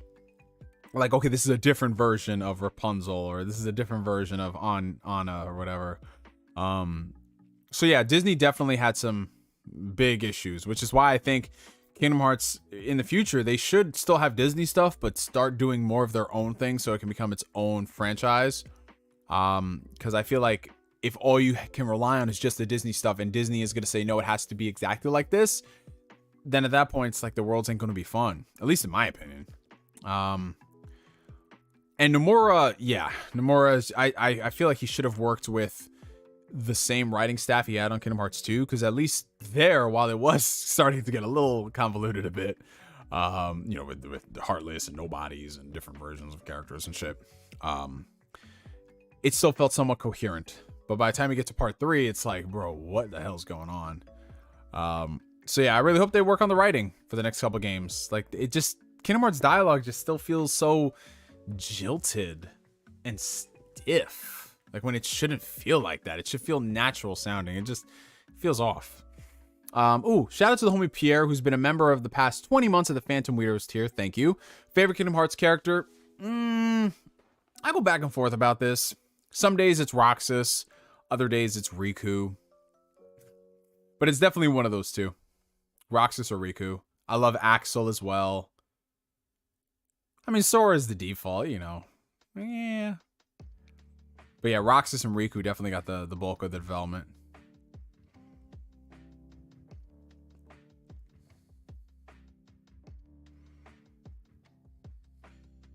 Yeah, you know what it is, Corey? I feel like with Kingdom Hearts 3, that was Disney because they had started to, because remember back, like, even though Disney was big back in the days of Kingdom Hearts 1 and Kingdom Hearts 2, to the scale Disney grew from Kingdom Hearts 2 to now in terms of visibility. I mean, obviously everybody knows Disney, but in terms of visibility, their stock prices, the value of their IPs, having multiple upon multiple billion-dollar animated films at the box office, like, they've definitely got a lot more protective with said IPs. So I could totally see why they'd want to be more hands-on with something that is going to be representing them in such a, and because gaming has grown a lot since then, it's become more popular in such a way that could potentially negatively impact their brand. So I think it all makes sense.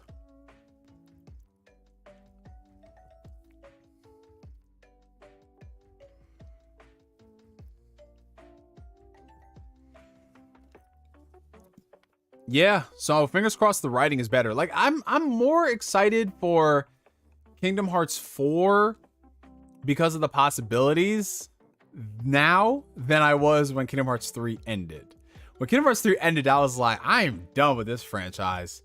But then I saw the trailer for Kingdom Hearts 4 and what they could potentially be doing, and it is not a reboot, but it's a soft relaunch. Give me something different, man. Like I said, I'll give it an honest shot, man. Man, I still got the Kingdom Hearts games on Xbox. Man, I still have them on Xbox. I played through Kingdom Hearts 1. I want to start 2, but I'm just like, if I play Kingdom Hearts 2, nothing else matters in my life. Dudes who play Kingdom Hearts 2, they can't be in relationships because that game just takes over.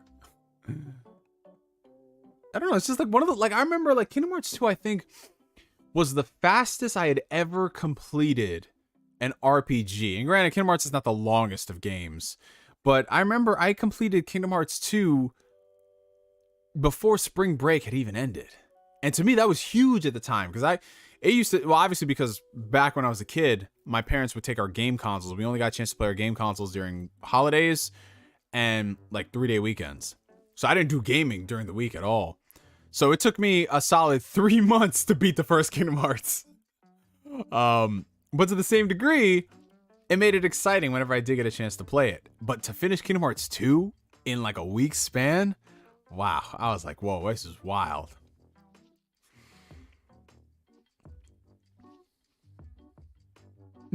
You know, people say Roxas has the worst life, but I think the title might belong to Naminé. Like, she gets taken, probably being verbally abused by Diz, and when she's done, Diz orders Riku to kill her. Yeah, she's like, Kingdom Hearts can be a very fucked up story at times when you get away from all the goofiness. Yeah, she was definitely dying on the inside. Oh, you got your nephew into Kingdom Hearts? Okay. That's what's up, bro. Do you think Kingdom Hearts is better with or without the Final Fantasy characters? I don't even think the Final Fantasy characters really make a difference. They're just there. And they were barely in, you know, the last couple of Kingdom Hearts games. Like, they were there, but not really. They didn't really play a role. But to be fair, they've never played a major role. Like, the only characters that really played a role in Kingdom Hearts are the Kingdom Hearts characters and Mickey, Donald, Goofy. That's it. Everybody else, like, no... Fucking Aladdin didn't show up to fight Ansem at the end. Peter Pan didn't show up to fight Ansem at the end.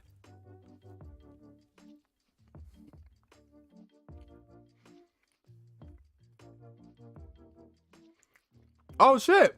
Yeah, Avanti, awesome. What kind of TV did you get?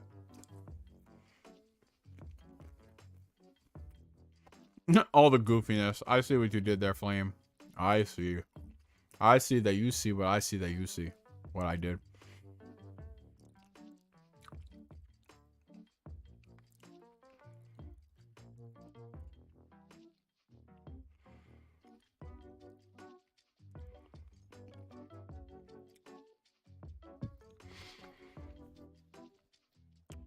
I think it's time for Zidane to show up in Final Fantasy. I can see him show up. If they put Zidane in Kingdom Hearts 4, I'd be like, all right, fam, y'all got me.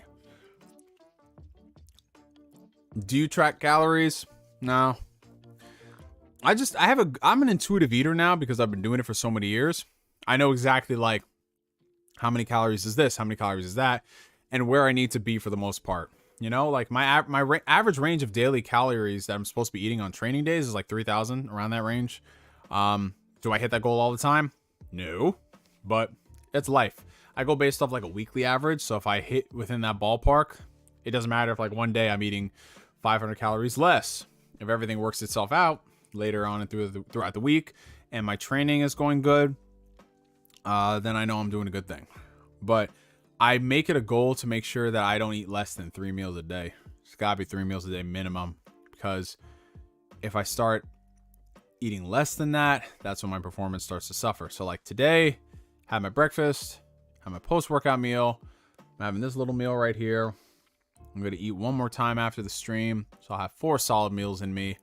And I mean, I'm training back tomorrow, so I could push it, eat a little bit more, but I don't need to force myself, because I know tomorrow night. Oh yeah, apparently I'm seeing that One Piece movie tomorrow night, you guys.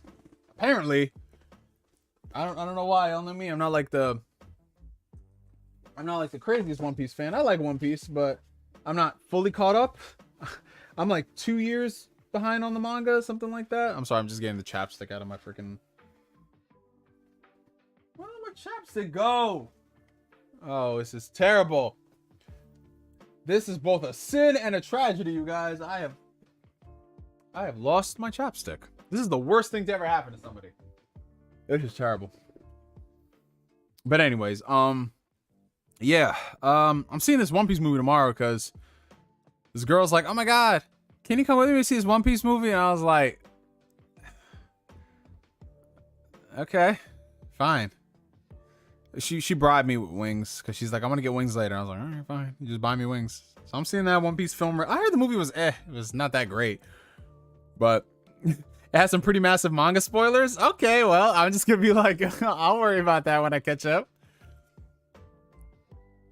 Yeah, yes, Daniel Peck. I do go out with women. This is my first time like going out with a chick. Like this chick is a full-on weeb, bro. She's a Dominican weeb. But she's like one of those girls that's just like so adorable, so you can't say no. So I was like, all right, fuck it, you know. Spoiler: One Piece dies at the end of One Piece. The curse of the chapstick. Yes, it is a terrible curse. Oh, there's my chapstick. I found it, guys. I didn't misplace it. I just put it on the table. Hold on. Let me get my chapstick. Okay.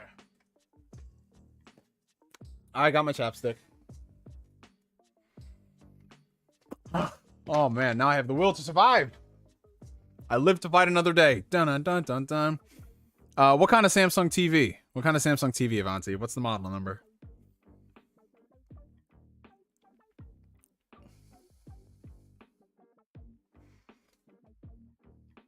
He found the One Piece chapstick. Yeah, it is all a One Piece chapstick. Yeah. Technically it is a One Piece, but now it's a two-piece, but now it's a One Piece, but now it's a two-piece. Technology. Nah, okay, yo, nah, Kermit. So Kermit, this is a different girl. The gym girl, I'm still working on. This is a different girl. But I think the other girl at the gym, I think she's Dominican as well. I think. Yeah, she's not Puerto Rican, I know that. But I don't know, I just, like, I don't know, man. I'm getting these Hispanic, man. I've been getting into too much trouble with Hispanic women, bro. Oh, brother. Chris getting women on lock. Nah, no women on lock, bro. I ain't on lock until I put a ring on her finger. I am a free agent. Where's Cutter Freeman? Where's Cutter Freeman? Oh shit. What's up? What's up, Battlefield Joe? How you doing, Guzman? Samsung OLED, okay. From work though. Yes, sir. That's what I'm talking about, man. Hope work is going well with you, bro.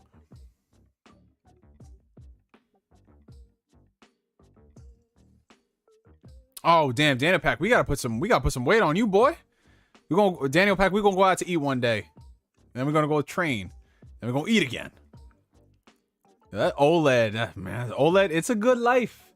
It is a good life, man. Have an OLED, it's a good life.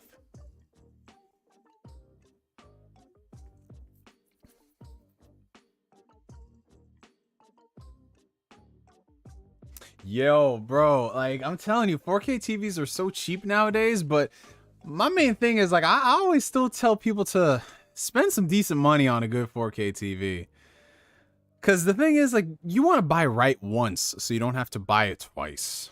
So I always tell people, save up that little extra money, get yourself a nice Sony, get yourself a nice Samsung, an LG, and you'll be happy for years to come.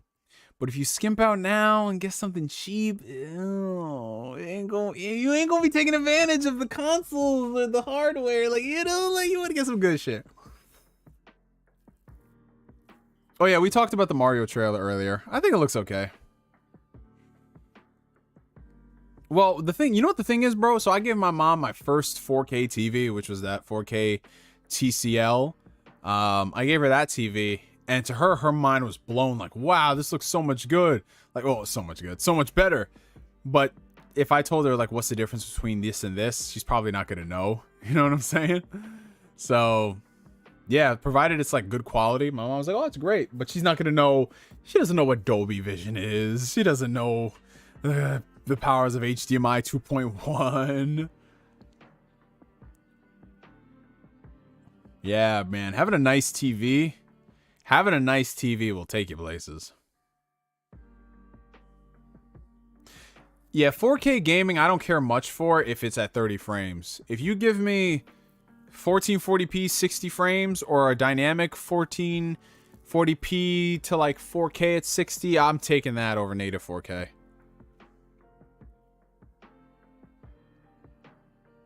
Oh man, Battlefield Joe, you got to go ahead and swap those TVs out. So Dolby is both, bro. Dolby Vision and Dolby Audio. Dolby Atmos, man. They do both. Still rocking with that TCL. Hey man, listen, like TCL is a decent mid-range TV. It's decent for what it is, bro. I had like the TCL 6 series something. Spent like 600 something on it. I have it downstairs. It's still a solid TV for what it is. Like, I remember my mind was blown when I hooked up my Xbox One X and I was playing Gears 4. And when you see that Dolby Vision thing pop up, I was like, whoa. Shit is pretty, man.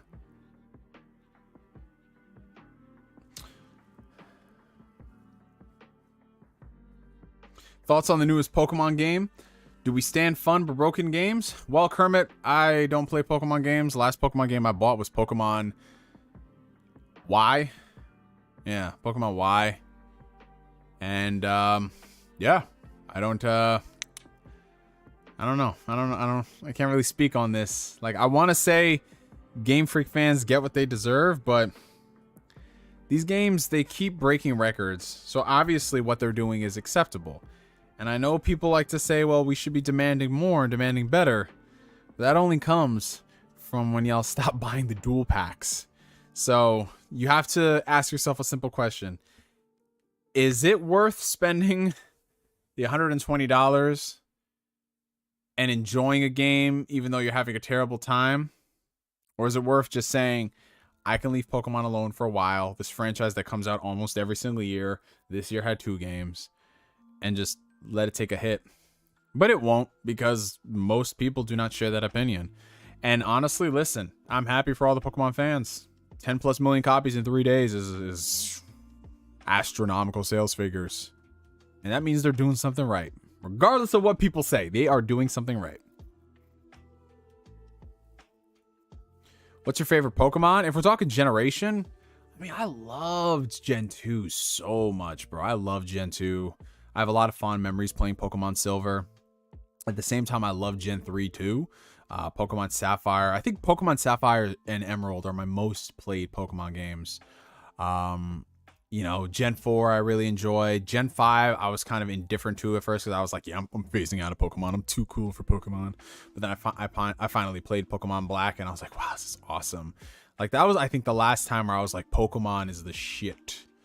And I played that game later by comparison. And then I got Pokemon X and Y. And it took me so long to finish Pokemon Y. I think that's when I started to fall out of the franchise. And then, yeah, nothing's really hit since then.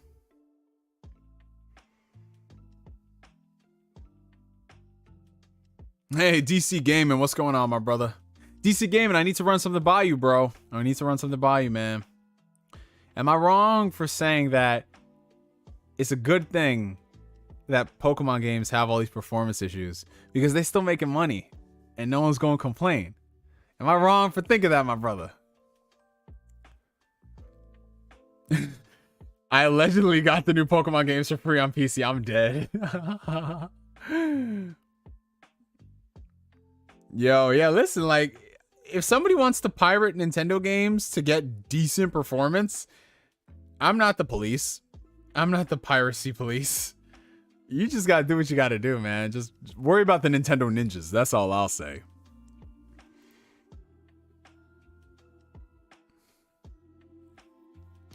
Yo, yeah, Pokemon Snap 2, I was excited for, but the second I started seeing some of those reviews and what people were saying, I was like, damn. But then again, I don't know, man. Like, I would have to go back. Was like the original Pokemon Snap all that great, or is that just what I remember it being? I have no idea.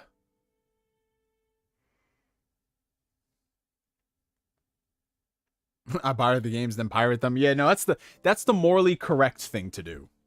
You know, like one of my boys, he has a Steam Deck. He plays all his Switch games on his Steam Deck. He just buys them and puts them on the shelf. Yeah, DC gaming. That's what I'm saying, bro. That's why I'm like, yo, y'all have fun. If y'all like it, I love it. You know, the only thing that's gonna change is if you actually take a stand. But if not, yo, let's get it going. I'm gonna invest in Game Freak. It's crazy though, man. It's crazy.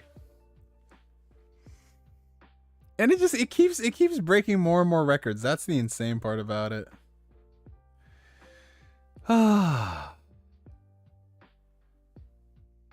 Man, could y'all imagine a day where it's like we have a Pokemon game that looks like it came out on the PS3? That is the dream. To have a game that looks as good as a PS3 game, that is something to strive towards.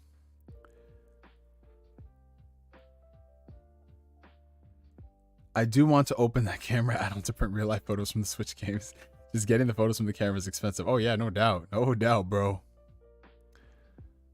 Yeah, honestly, I don't think Nintendo is ever going to get it together because because the Switch is so successful, they've never have to be in a situation where their back is against the wall. Like, just look at it. Like, they can release games with little to no content, and provided they update them in a few months, people will be okay. They're not going to find an issue with it. Like, it's crazy how, like, if you look at Nintendo on the Switch only has a handful of games that are objectively incredible.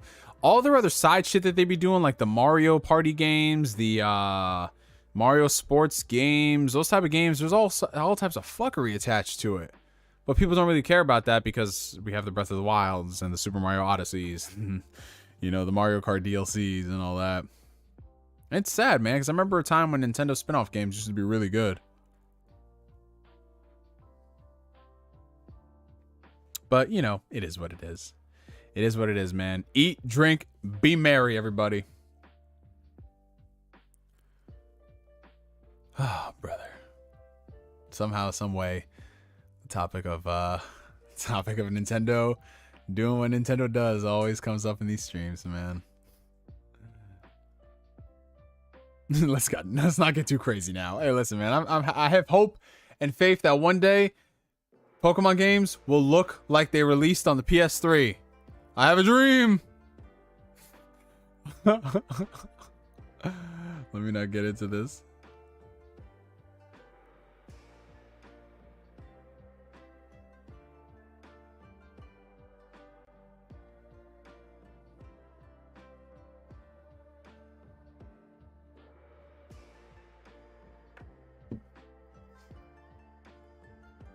Where's the timeline where we support Digimon instead? The multi-plat Mon King.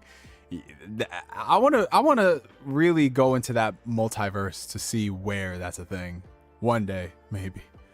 But yeah, speaking of Digimon, I bought Digimon Survive because it was on sale on Black Friday for like $17. I just gotta go to GameStop to go pick it up.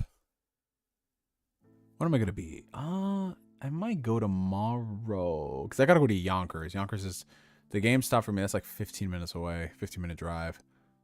Am I gonna be in Yonkers tomorrow? I can be in Yonkers tomorrow. Yeah, I'll get it tomorrow. Hope you like reading. Yeah, I know it's a visual novel. I know it's like 90% visual novel, but I heard the story is actually pretty decent. So yeah. Okay. So, guys, we're going to end the stream in the next 5 minutes, so go ahead and get your last minute questions in. Neo, what's your most anticipated game in 2023? Obviously, it's Final Fantasy 16, bro. Final Fantasy 16 has been at the top of my list since they announced it in 2020. Other than that, you know, we have the new Legend of Zelda Tears of the Kingdom. We have the Dead Space remake. If Xbox decides to drop games next year, I'll be looking forward to those.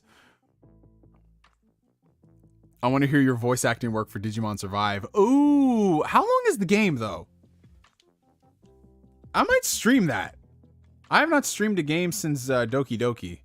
And Doki Doki was a lot of fun. Like, that was experience. Like, everybody who's been to those streams just knows how lit them shits were. We all bonded from that. I'm not going to spoil what the game is, but, you know. Let me see how long Digimon Survive is. If this shit is over 20 hours, I don't know if I'll stream it. Let's see. That thing is 30 hours. That's not too bad. I'll think about it. But a Digimon Survive stream wouldn't happen optimistically until like next month or January. Just because of the timing of the games. Did you get Persona 5 on PC as well? No, I didn't. But eventually I will own it on PC just to have it on Steam Deck. But I have it on PlayStation. I have it on Xbox via Game Pass. And yeah. There Will Be Blood or No Country for Old Men? I would definitely say No Country for Old Men. Oh yeah, The Witcher remake is going to be open world. It's honestly not that surprising. The first Witcher game was definitely more open linear and it wasn't fully open world, so this makes a lot of sense. And I like that idea. It kind of brings it up to parity with like the modern interpretation of the Witcher franchise. Because that first Witcher game was very rough. Favorite year for gaming in the 2010s? Oh wow, okay. So 2010 was a really good year because we had Mass Effect 2, we had Red Dead Redemption come out. 2011 was incredible because we had, you know, Gears of War 3, I believe 3D Game Heroes. I'm gonna keep bringing that up because I know it pisses off Cutter. I forgot what year 3D Game Heroes was. Was it 2010 or 2011? I don't know. Definitely not 2014. 2014 was a very boring year in gaming. 2013 was pretty badass because you had Fire Emblem Awakening, you had Last of Us, you had BioShock Infinite. 2012 we had Xenoblade, Halo 4.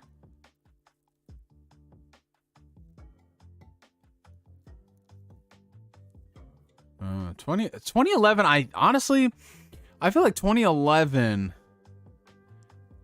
of the first like 3 years of the 2010s, that's probably my favorite year because you had The Witcher 2, you had Uncharted 3, you had Dead Space 2. Oh man, Dead Space 2 was one of my favorite games that year. You had Gears of War 3. You had a lot of shit in 2011. Not 2014 again. 2015, you had Bloodborne. I guess for the two Halo 5 fans. Uncharted 3 was 2011. 2017 was a fucking banger year. 2017. You had Nier, you had Persona, you had Dragon Quest. Or Dragon Quest 2018? See, the years are starting to blur together, man. Dude, hey, Cutter Freeman, you're still here. So, yeah, no, Dead Space 2 is fucking fire, bro. I'm about to play that shit. I'm replaying the first Dead Space and the second Dead Space after I finish God of War, just to hype myself up for the remake. But I cannot wait to get to Dead Space 2. That game was fucking incredible. Yeah, you had Horizon as well. You had Hellblade 1. Yeah, so I would say 2011 and 2017, I think were like... No, 2011, 2017, and 2019. Because 2019, you had Fire Emblem 3 Goats. You had Devil May Cry 5. You had a lot of good shit, man. We got the Kingdom Hearts. Yeah, 2017, we did get the Kingdom Hearts collection on PS4. Yeah, 2017, 2011, and 2019, I would say were like the best years. I mean, like, I want to throw 2010 in the mix because of Red Dead Redemption and Mass Effect 2. Oh, man.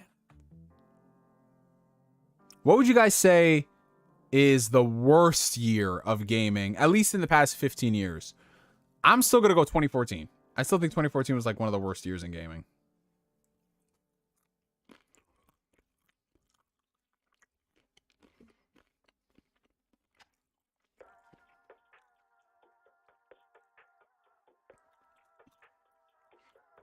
Last year. But you had Halo Infinite. I heard it saved the franchise.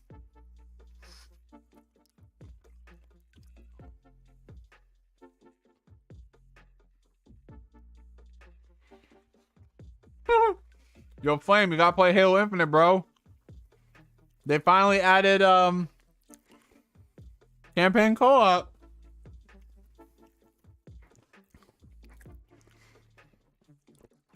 Yeah, 2011, 2017, 2019. Special shout outs to 2010 and 2018. Because Red Dead 1 and 2, God of War 2018, and Mass Effect 2. Well, yeah, 2020 was one of the worst because of the pandemic. Yeah, I mean, you know. Because the pandemic and then the Avengers game. But we still got some bangers like the Last of Us Part 2. You had Animal Crossing. You had the Falconeer on Xbox Series X. You had Yakuza Like a Dragon.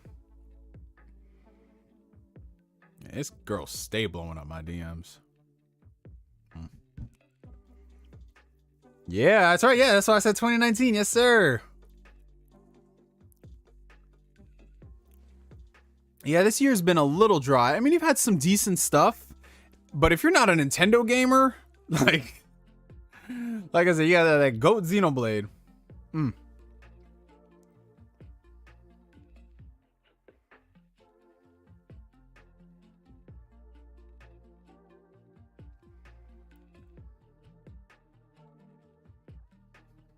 Yeah, I'm getting Crisis Core.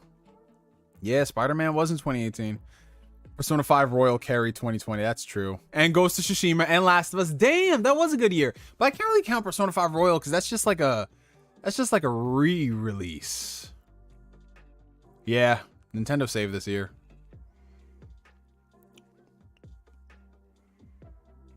I'm ready for the next Fire Emblem game to come out, bro. I don't care how goofy those characters look. I am ready, bro. 2015, you had The Witcher 3. You had... I mean, like, do people really fuck with Metal Gear Solid 5 like that? Like, I heard everybody turned their back on that game.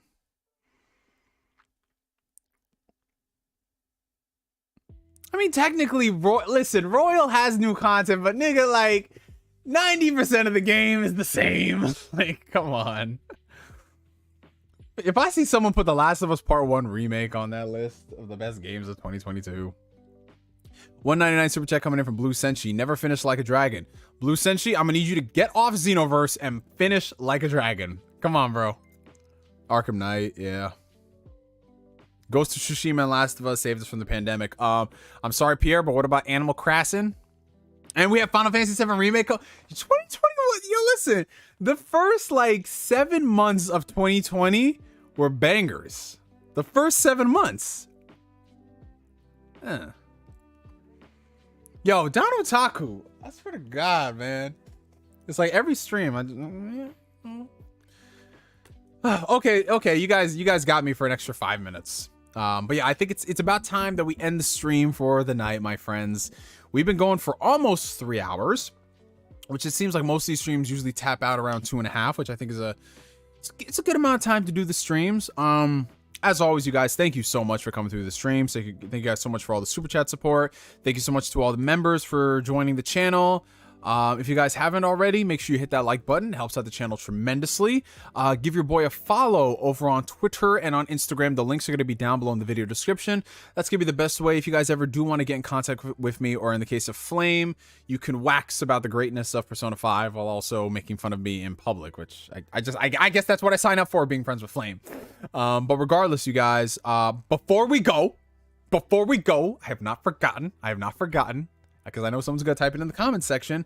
We're going to be having ourselves something called a hydration check. Now, if you guys have never tuned in to the Ask Neo streams, it's something that we've been doing for almost 3 years now, where we grab our favorite H2O beverage of choice and do a hydration check. It's basically us drinking water, keeping ourselves accountable, staying somewhat healthy and hydrated, because, you know, it does a lot of good things for your skin, your hair, your nails, all that good stuff. And I've noticed I was pointing to different parts of my body. So what I was saying, the audio didn't match the visual. I was saying it's good for your hair, your skin, your nails is what it should have been. But I was like, it's good for your hair, your...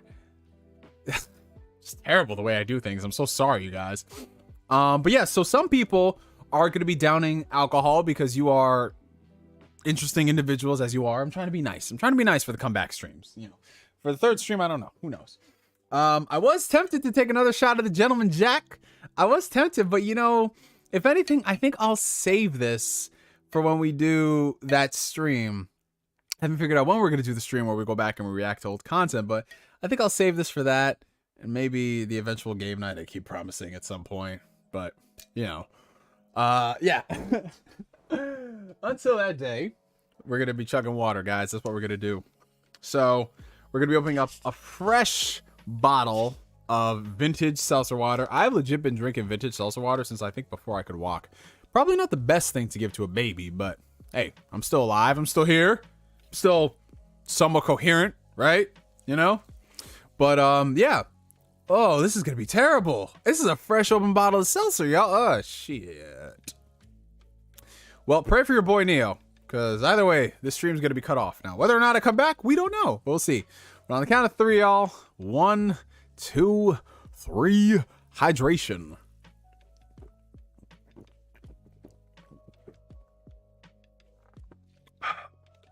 Now, normally, I like to put more of a dent in the water bottle. This is a fresh bottle of seltzer. I ain't trying to die. But, yeah, you guys. As always, I sound like a broken record, but thank y'all so much for the support. Thank y'all so much for coming to the stream. Do it again. I wasn't looking. I know, you had to get the toilet water ready. I need the fresh toilet water.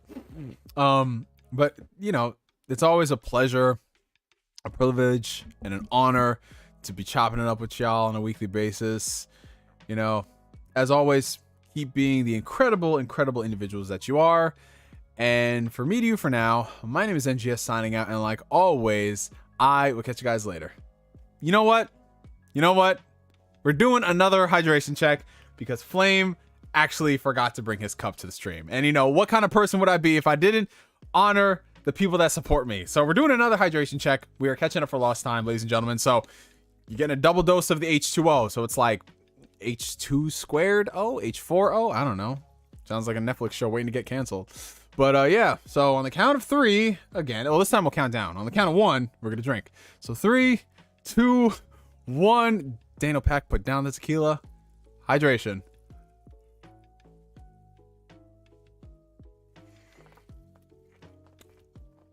There we go. There we go. Now we are doubly hydrated. Whatever that means, ladies and gentlemen. We're all about to go to the toilet in a second. But yeah, you guys. For me to you for now, my name is NGS signing out, and like always, I will catch you guys later. Peace out, y'all. Have a good one.